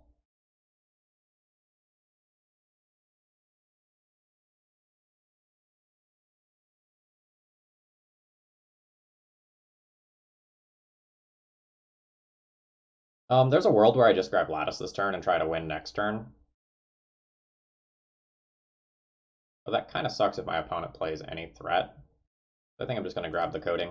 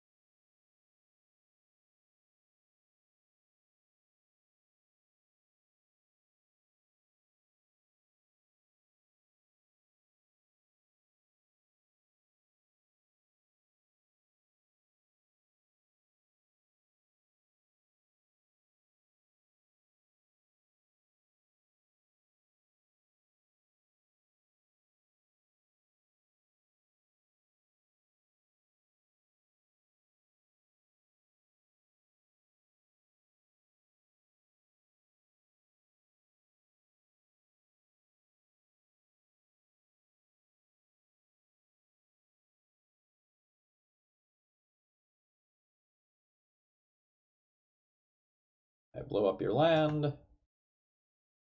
Go to a different portion of the turn. You do something that damages a Karn, or maybe blows up the coding. Yeah, sure, you Punishing Fire the Karn, that's fine. Now, the dead card is no longer dead.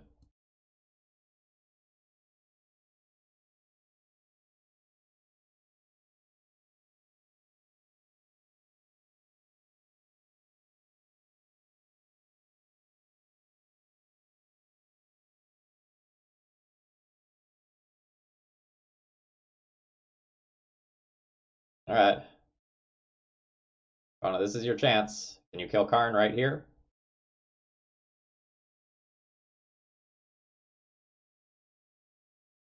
Very good for you if you can. You can.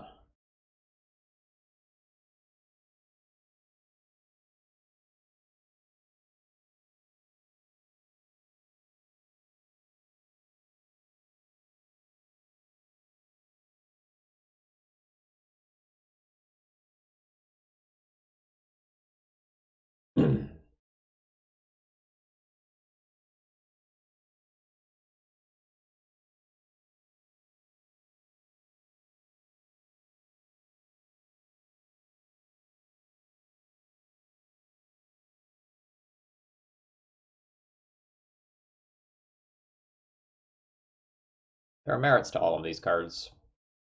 Except maybe Walking Ballista, that's probably the worst here.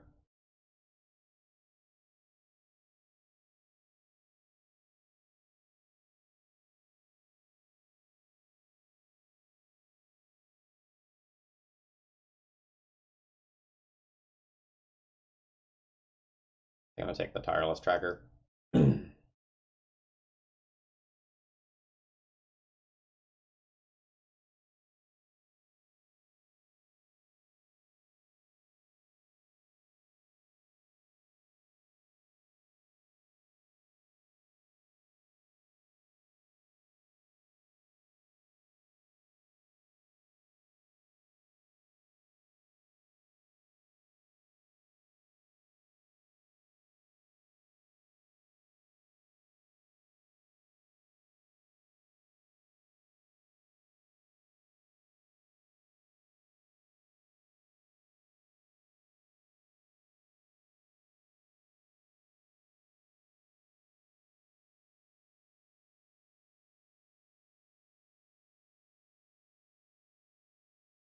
I want to do that immediately so that I get it out of range of another Stomp.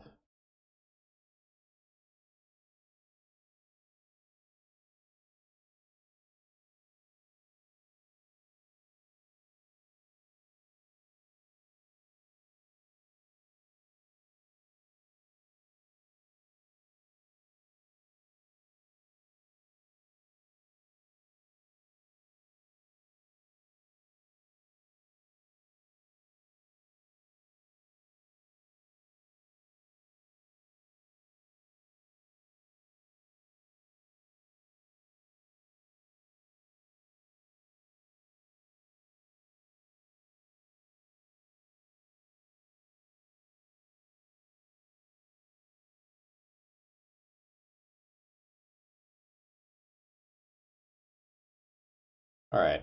I think I'm staying defensive with this tracker. Yeah, I think I'm staying defensive with this tracker. I'm gonna pass the turn, and then in my opponent's upkeep, I'll crack the other clue. I don't know if they have any like random thing that can deal 4 at instant speed. I doubt it, but habits. I think they already would have answered this if they had something that could. Okay.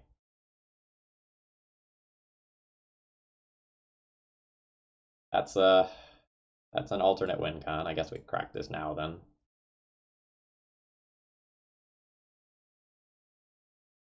Yes. Monster is confirmed.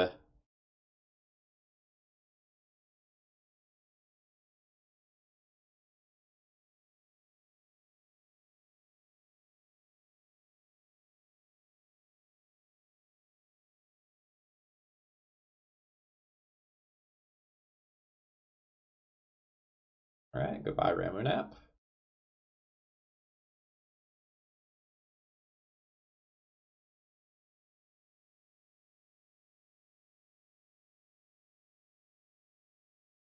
That's quite good.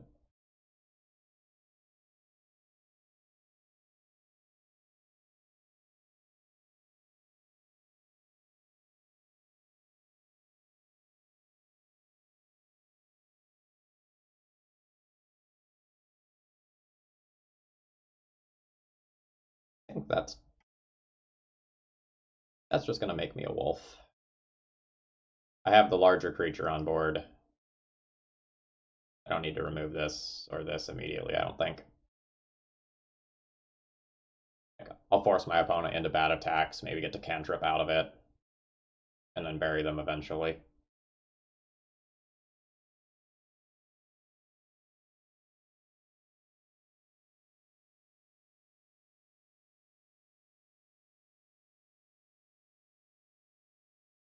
That's a plan, Blocky. Thank you very much for the continued support.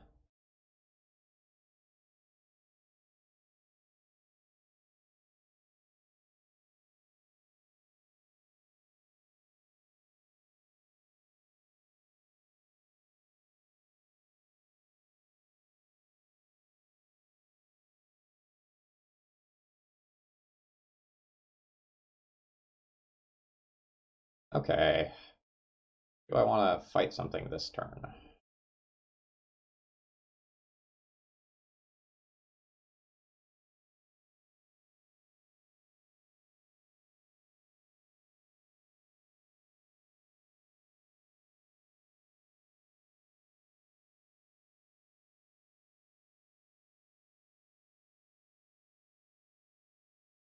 don't think so.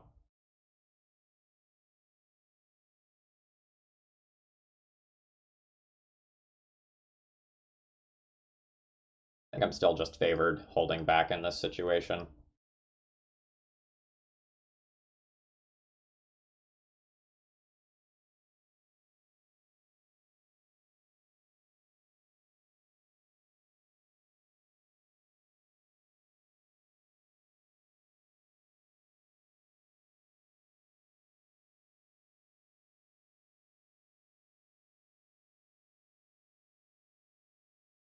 Yeah, this thing is usually a fight machine.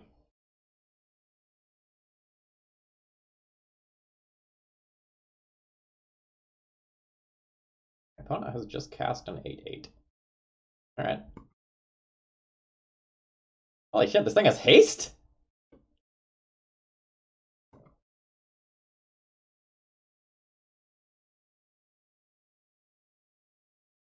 The fuck?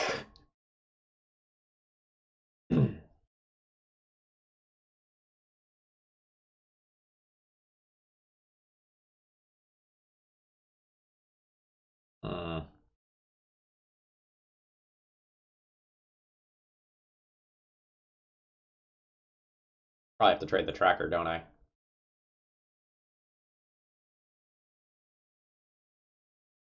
That have 3 2/2s versus their board.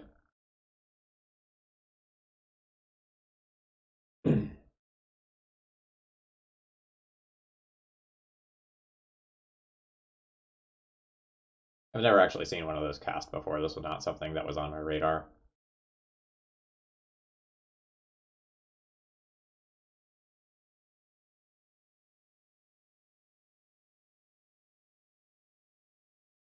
Yuck. I guess it's free to block the extra trample damage. 5, 6, 7. Yeah, it's free to block the extra trample damage. There's no way they're not killing the tracker.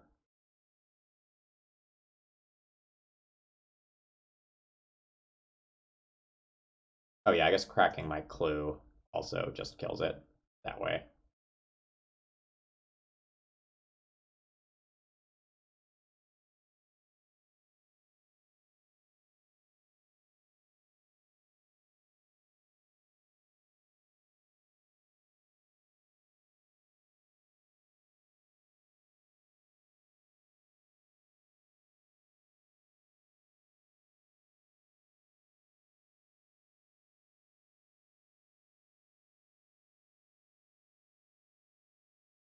Kinda need a creature this turn. That's a creature.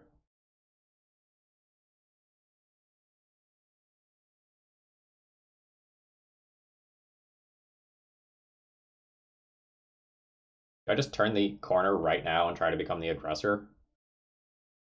Like, trade Garruk for Bone Crusher Giant, like Questing Beast, it can only be blocked by Thought-Knot Seer. Crash in with all 3 creatures. I guess that's awkward for this. Spell or ability? Just spell.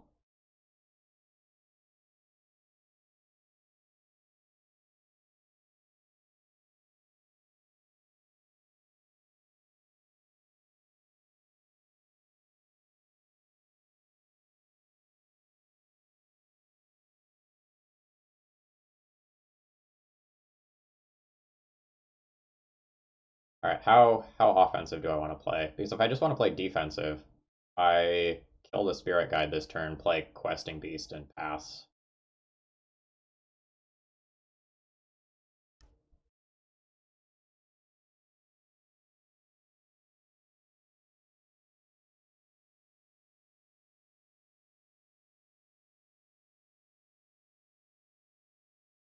I don't know. If I can protect this, Death Touch Wolves are really good.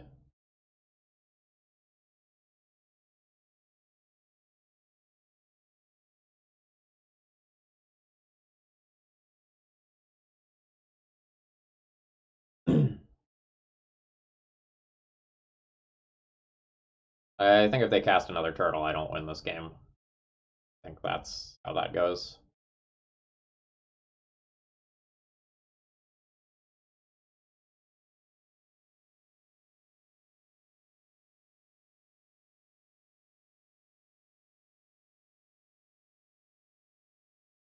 Maybe that's a reason to try to reduce their life total so that they can't tap 2 Ancient Tombs to cast a turtle.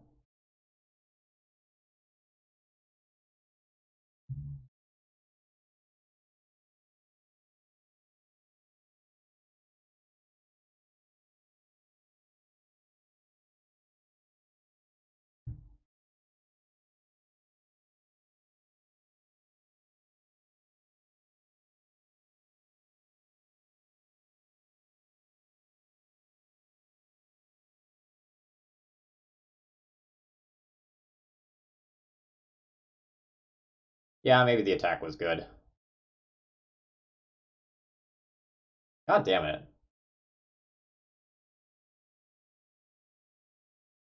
Yeah, I would much rather trade the Questing Beast for Thought-Knots here, though, that's true.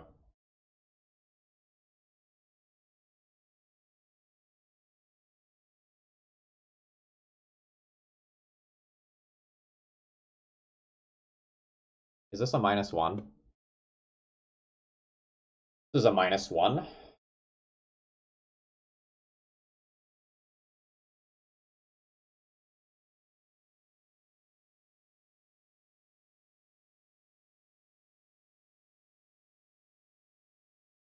I walking Ballista in my deck right now? Fuck yeah, it is. Oh no, it's attacking my planeswalker though. Unfortunate.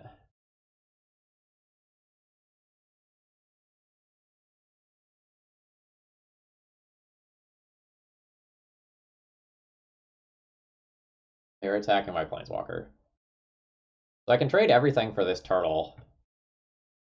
Make a Death Toucher, which can trade for probably Bonecrusher Giant because they attack with two of their creatures. If I do the triple block, it's so good if I rip a creature, and if I don't rip a creature, I'm in huge trouble.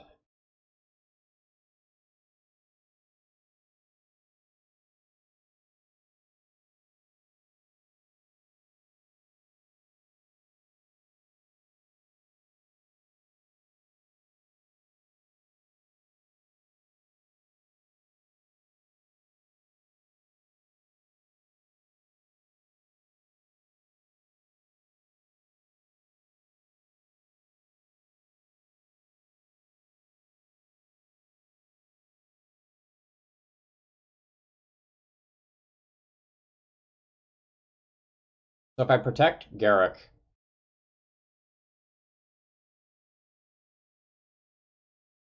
any creature I draw is lethal.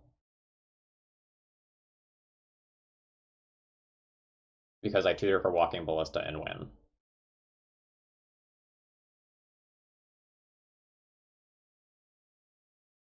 And if I miss on a creature, I kill one of their creatures and I'm pretty far behind on board.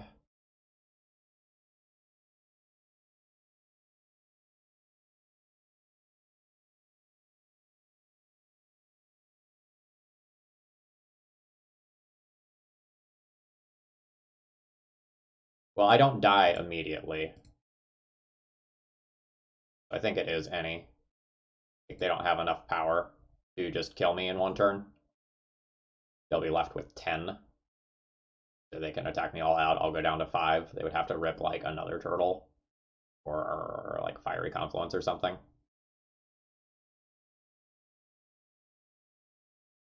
That's a thing.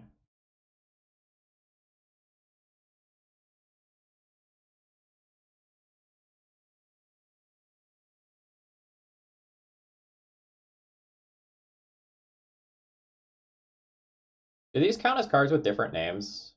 Can I have both of these in play at the same time?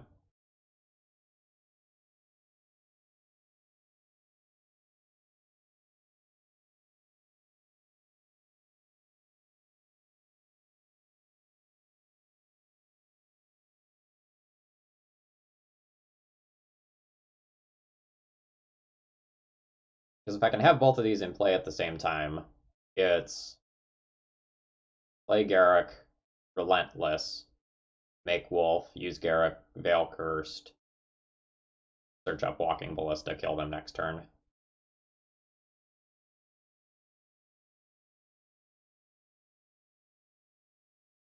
Planeswalker Rule MTG.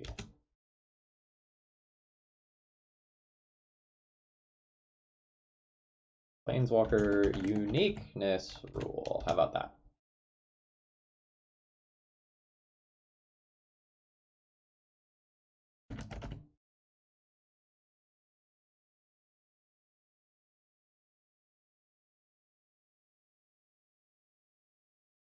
Same name.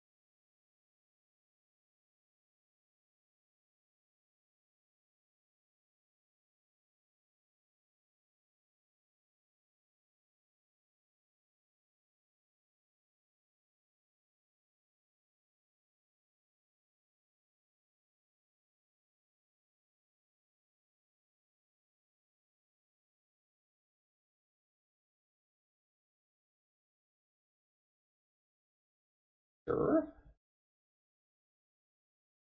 Draw your elementals.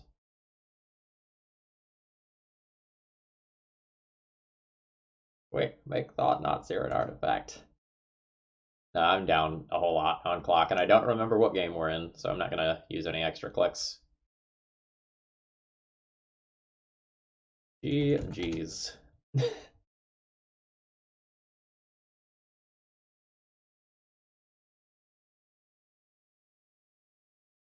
Alright, I win the match there. Okay, I'm gonna run to the restroom real quick. I will be right back, and then we'll go into round 5.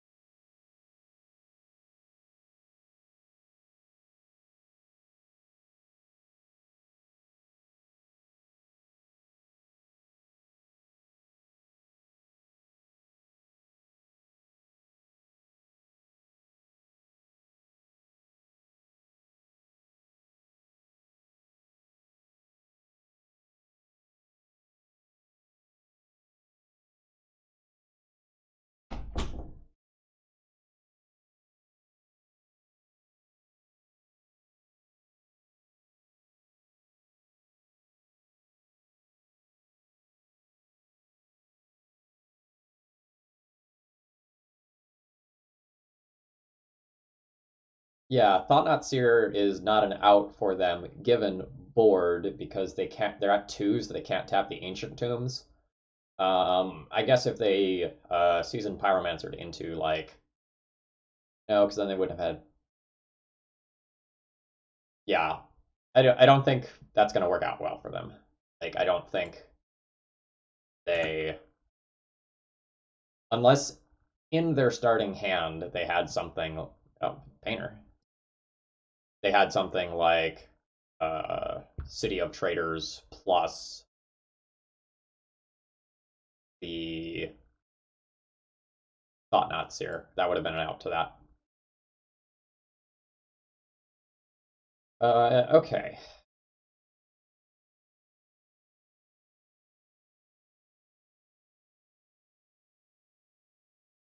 Chalice isn't going to be fantastic against my opponent. I think I want to go Ancient Tomb City this turn. Take Ancient Tomb City this turn. Forest Spirit Guide Ceratops next turn. Tarmogoyf the following turn. Tarmogoyf the following turn. Yeah. Just take another one of these and assume some cards will work their way into the graveyard somehow.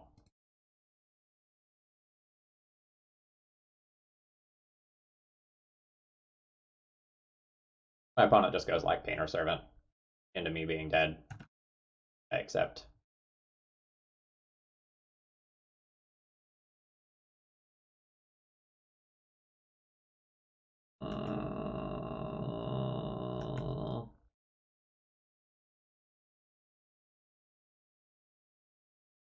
That's not good.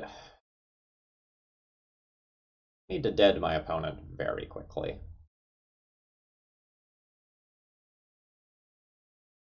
Or I need my opponent to not have the third land.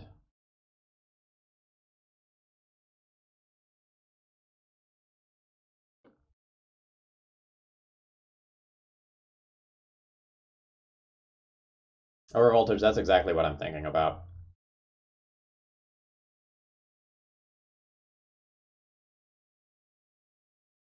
Because ripping another Spirit Guide would mean that I can attack for 11 next turn.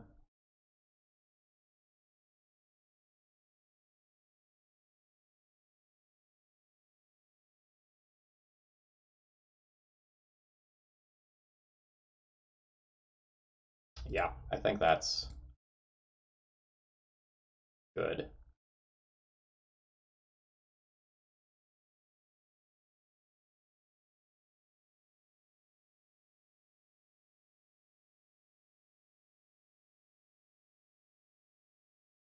Yeah, engineer is 1 red to activate, which is spooky.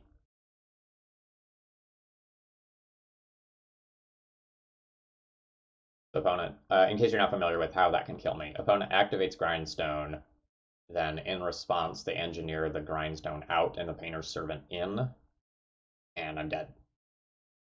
So the Grindstone and the Painter don't technically need to be in play, just the Painter does when that ability resolves.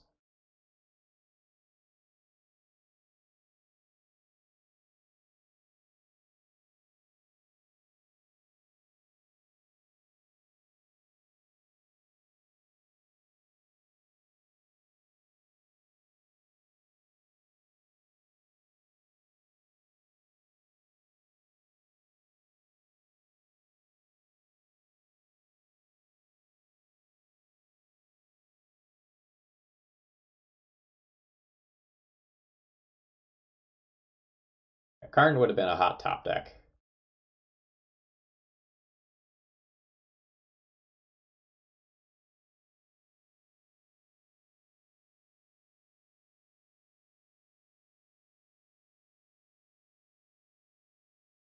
So now we're dead to any land.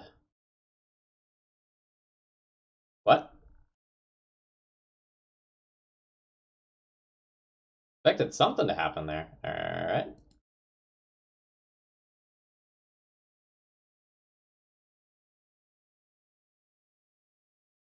Maybe we're not dead.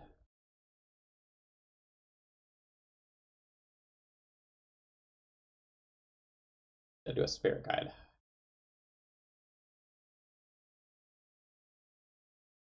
Oh man, grow my glyphs. Grow my glyphs. Come on. Astrolabes. Boo. Still 3/4s. That also buys them time.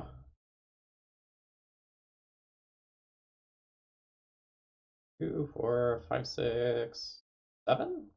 Next turn?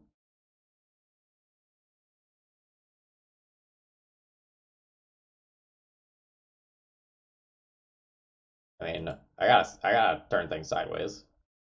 Red Hot, thank you very much for the support.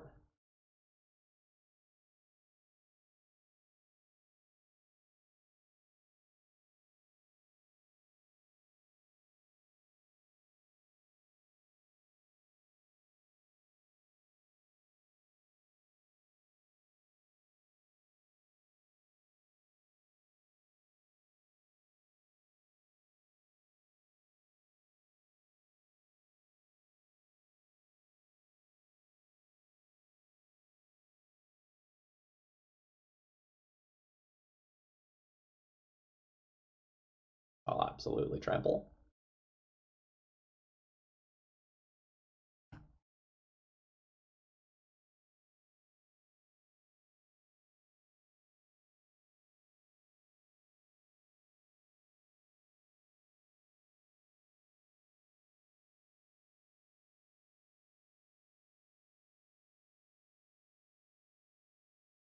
Don't land. Don't land. Don't land. No land.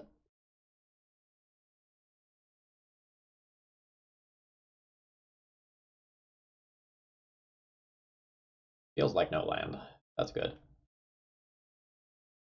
We're getting lucky to dodge here.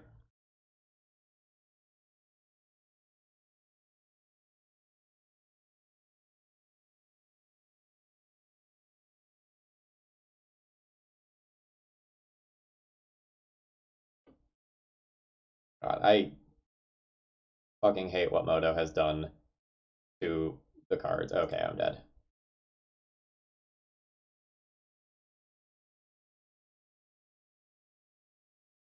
Only that you know how your cards work.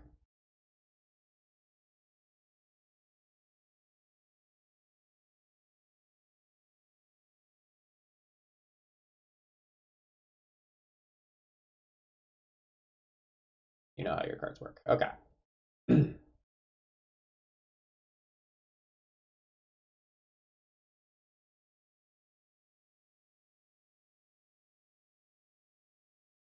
I mean, we put up more of a fight than expected, right? Like, after my opponent's start, the only reason we were in that for as long as we were is because they missed land drops.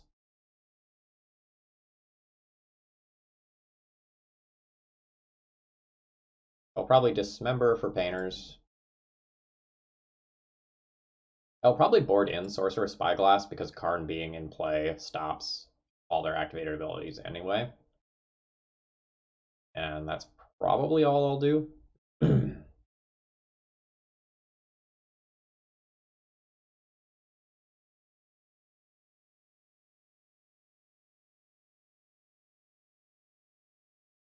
Chalice and Drainosphere are both like, eh.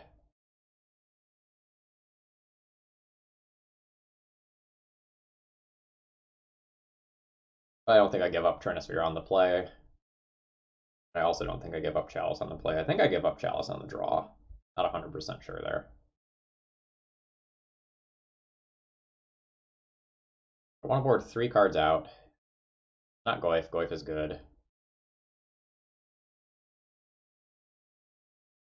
I think my mana acceleration is really important for Karn. I think it's going to be like Ramunap and maybe these. Oh, this does kill something, technically. Could be the Mana Gorgers.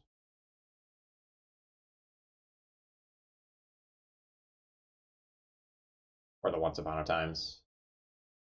Let's try this.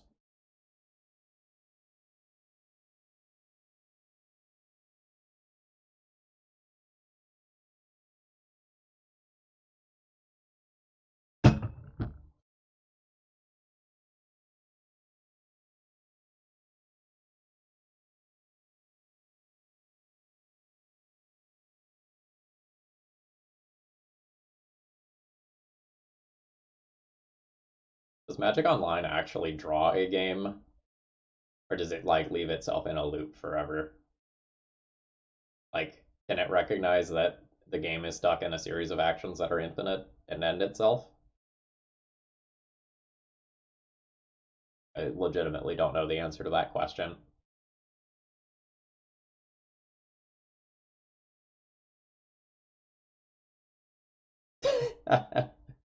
I see.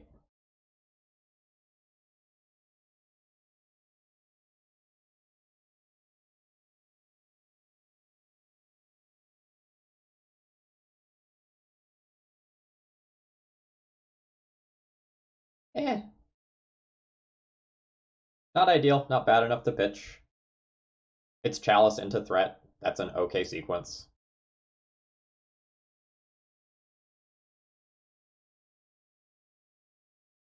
There's also a world where I just pitch the Tarmogoyf here because it's currently a 0-1.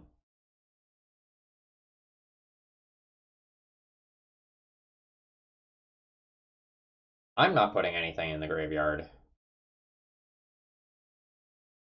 One might not either for a little while. That's awkward. Hmm.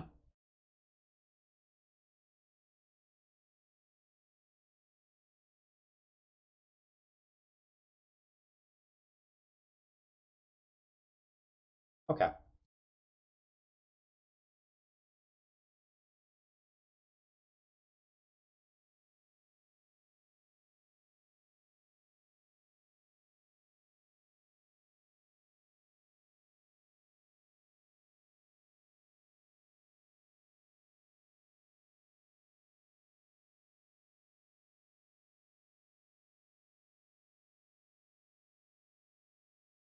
I think I just look to play this on 2 later.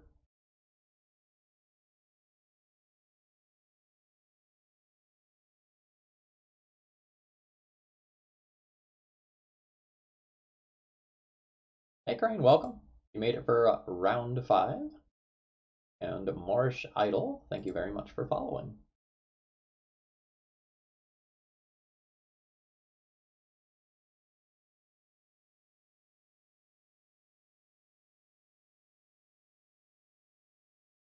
If I hit land, I will just play Chalice on 2 rather than play a threat.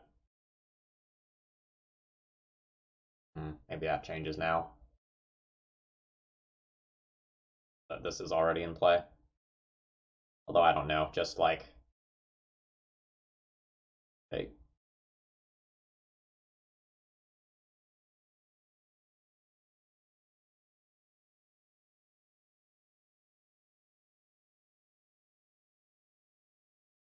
sorry, finishing that thought. Stopping some of their, like, 2 mana things like Engineer also seems fine. This build doesn't have Sylvan. Colby, feel free to hover over the Cardboard Live extension if you want to see the full deck list. But I have run Sylvan in a lot of the other builds.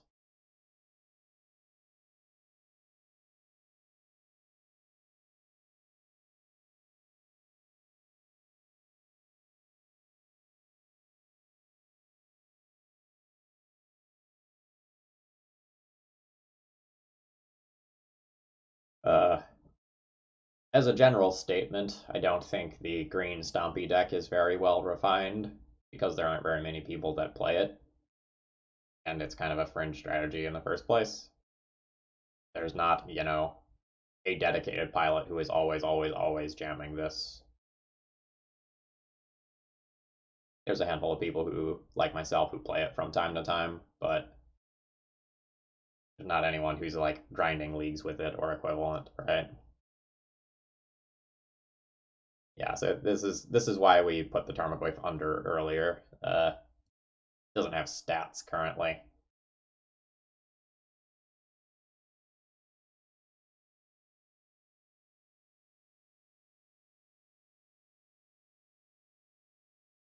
Mana Gorgers are hanging out in the sideboard currently. Tarmogoyf, we need like literally any card in the graveyard, but you need to pull your weight.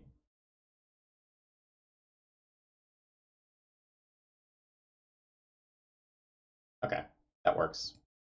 Actually, quite good on 2 different levels. Like number one, it buffs the Tarmogoyf. Number two, it means that I can either play a threat or play a Chalice on 2. I'm going to opt to play the Chalice on 2 this turn.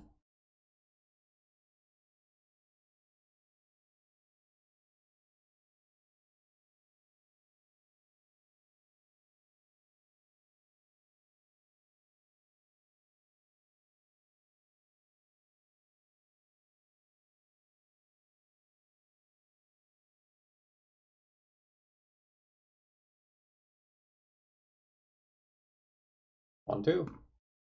1, 2.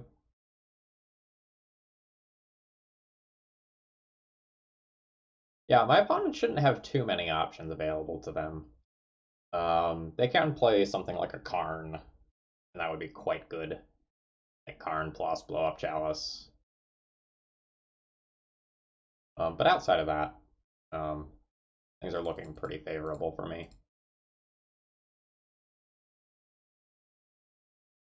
Like my opponent can't attack in anymore. Next turn I'm attacking for somewhere between 5 and 10.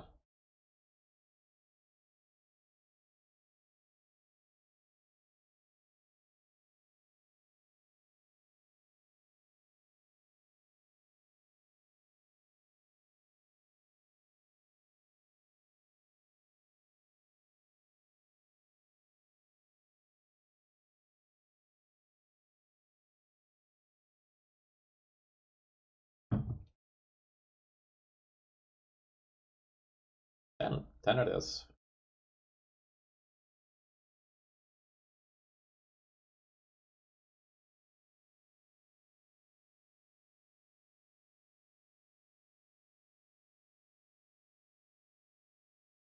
Ace. White.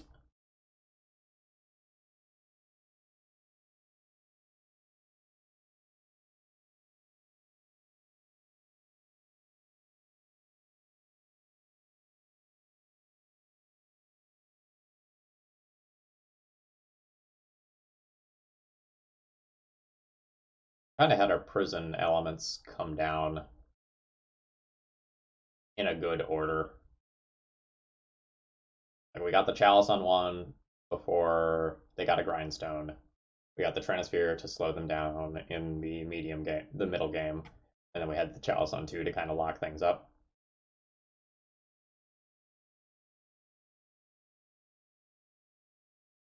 Alright, you say it's not Green Stompy, but I'm not gonna name names, but someone just attacked for 10. Just saying.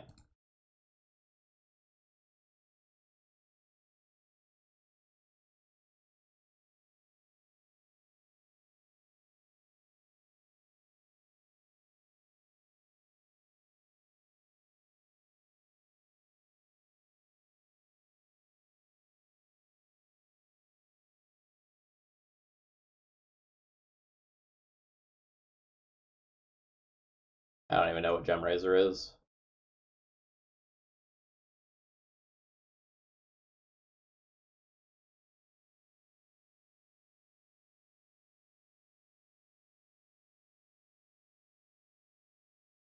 Okay.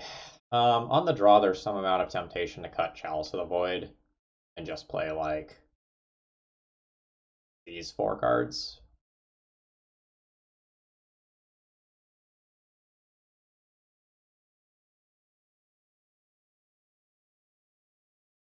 I don't know. Maybe I can't do that. Maybe I just need the interaction versus combo too much. And, like, if they get a 1-drop down, maybe I can play this on 2 and stop them from getting the other half of the combo.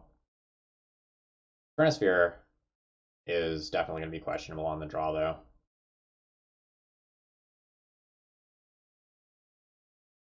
Maybe I should cut Trinisphere on the draw for these. Have a higher threat density, get my opponent dead.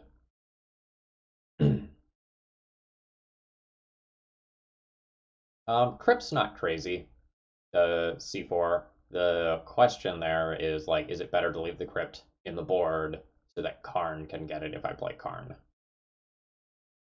Because once Karn's in play, the artifacts can't be activated, so Goblin Welder shenanigans become one of the primary ways that your opponent can try to wiggle through, and leaving the Tormod's Crypt there might be better.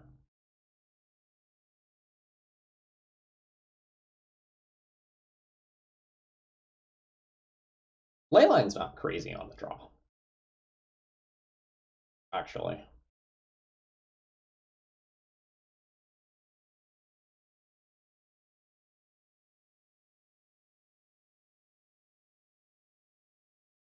Hmm. I don't like Leyline on the play, but Leyline on the draw, where you just have a better chance of getting goldfished, is okay. But would I like mulligan to Leyline? Eh.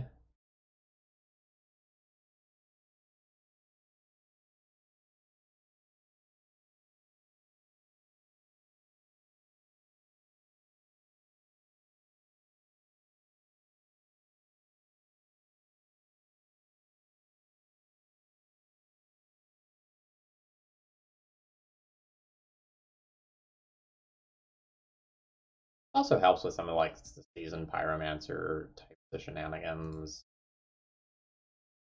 Like, these cards are all and this card is also so maybe we'll take the set of cards that maybe Mize and steal a game. Oh yeah, this is fucking insane. We get a turn 0 Leyline into turn 2 Karn, turn 1 Karn if we draw a Spirit Guide.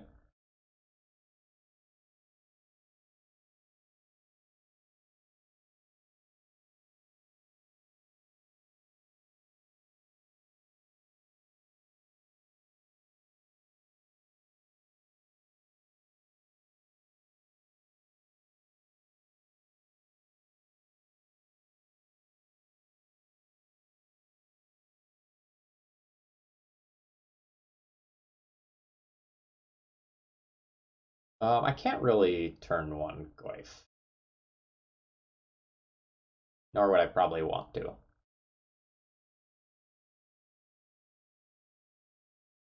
Goyf is very likely going under the Chrome Mox at some point in this game.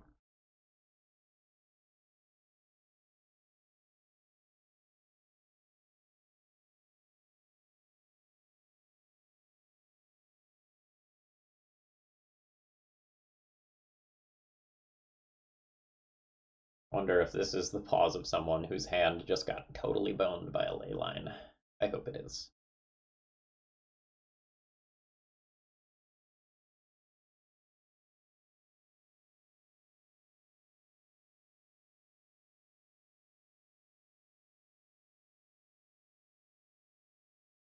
Alright. That could represent...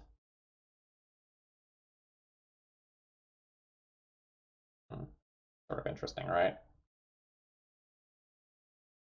While that painter's in play, I could technically, like, Chrome Mox, imprint a land, and then make blue with it.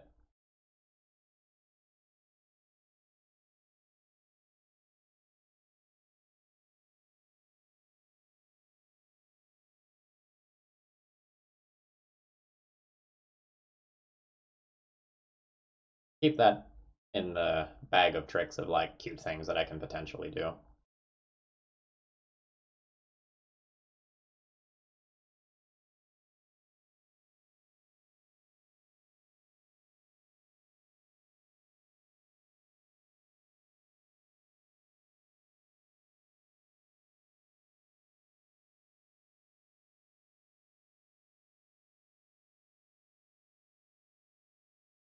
Yeah, the thing is that if we end up removing the painter or the painter dies in combat, I lose out on a mana source.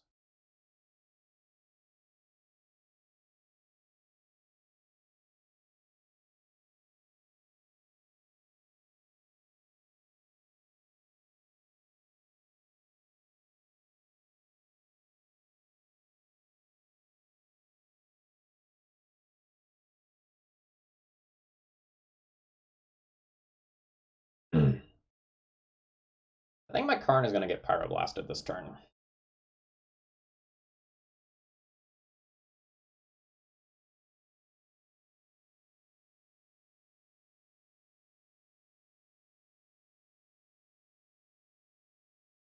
I put a land in the graveyard for Goyf reasons.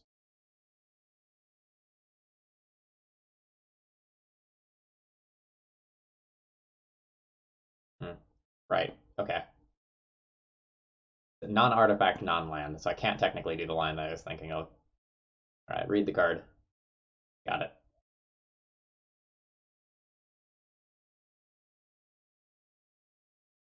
In which case I should have just played City of Traders and not tried to get cute. Oh wow, that just worked.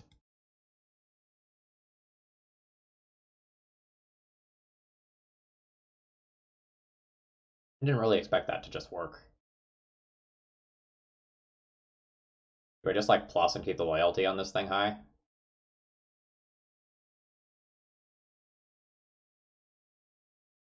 Then next turn, tutor for Lattice, play Lattice. I think so.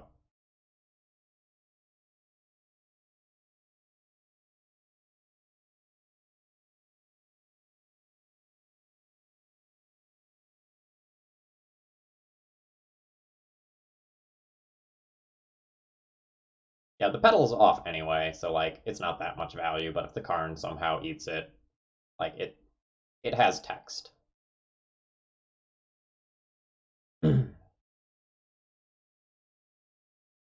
Okay, so I minus to 3, get and resolve Mycosynth Lattice. I get attacked down to 1, I plus up to 2, and I have a Tarmogoyf in play. That's fine.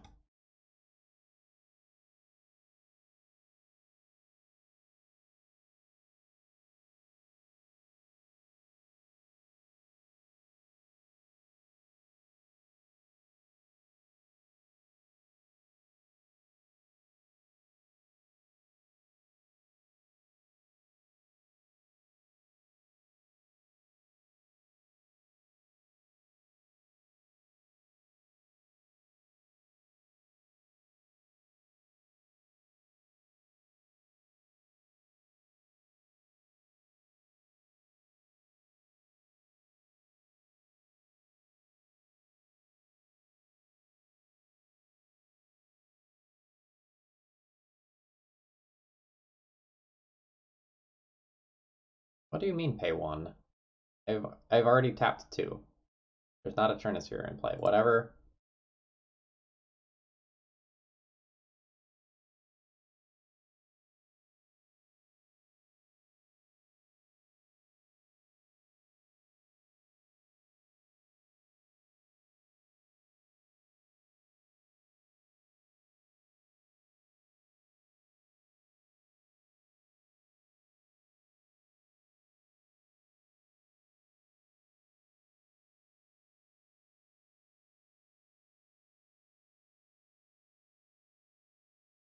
Yep. We're done here. I technically could have started attacking with like the ley line that turn, but it's whatever. The important thing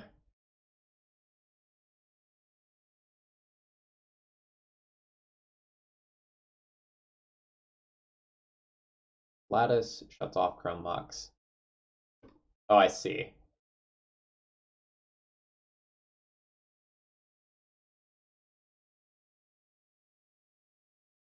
So I was still allowed to tap the Chrome Mox even though it doesn't produce the mana.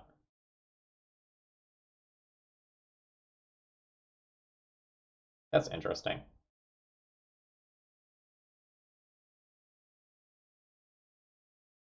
Okay, yeah, so the tap ability reads tap, add 1 mana of any of the exile card's colors, and the exile card doesn't have colors. Okay, alright, I get it now.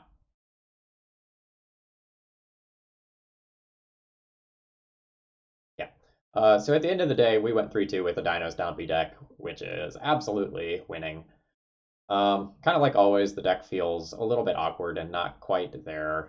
Um, Sometimes you can't grow your Tarmogoyfs as well as you might like. Sometimes I wanted things like Sylvan Library. The removal suite is a little bit awkward. You don't have maybe quite as much selection as you want. I don't think enough time has been put into this deck yet. There's all sorts of different ways to build it, with more copies of Once Upon a Time, with more Sylvan Libraries, with or without Karn. Like, there's a lot of questions you can ask. Like, are you supposed to insert Eldrazi into this shell as well, so you can play both Reality Smasher and Shifting Ceratops at the same time? Um, should you be playing the one of the green spell lands in this deck or something like that? Like, there's a lot of questions to be asked about the deck building in this deck. And if you're interested, this could be a cool pet project for you. Another one of those questions is like, is Chancellor of the Tangle actually worth it for the mana acceleration? Or should that just be another reasonable magic card?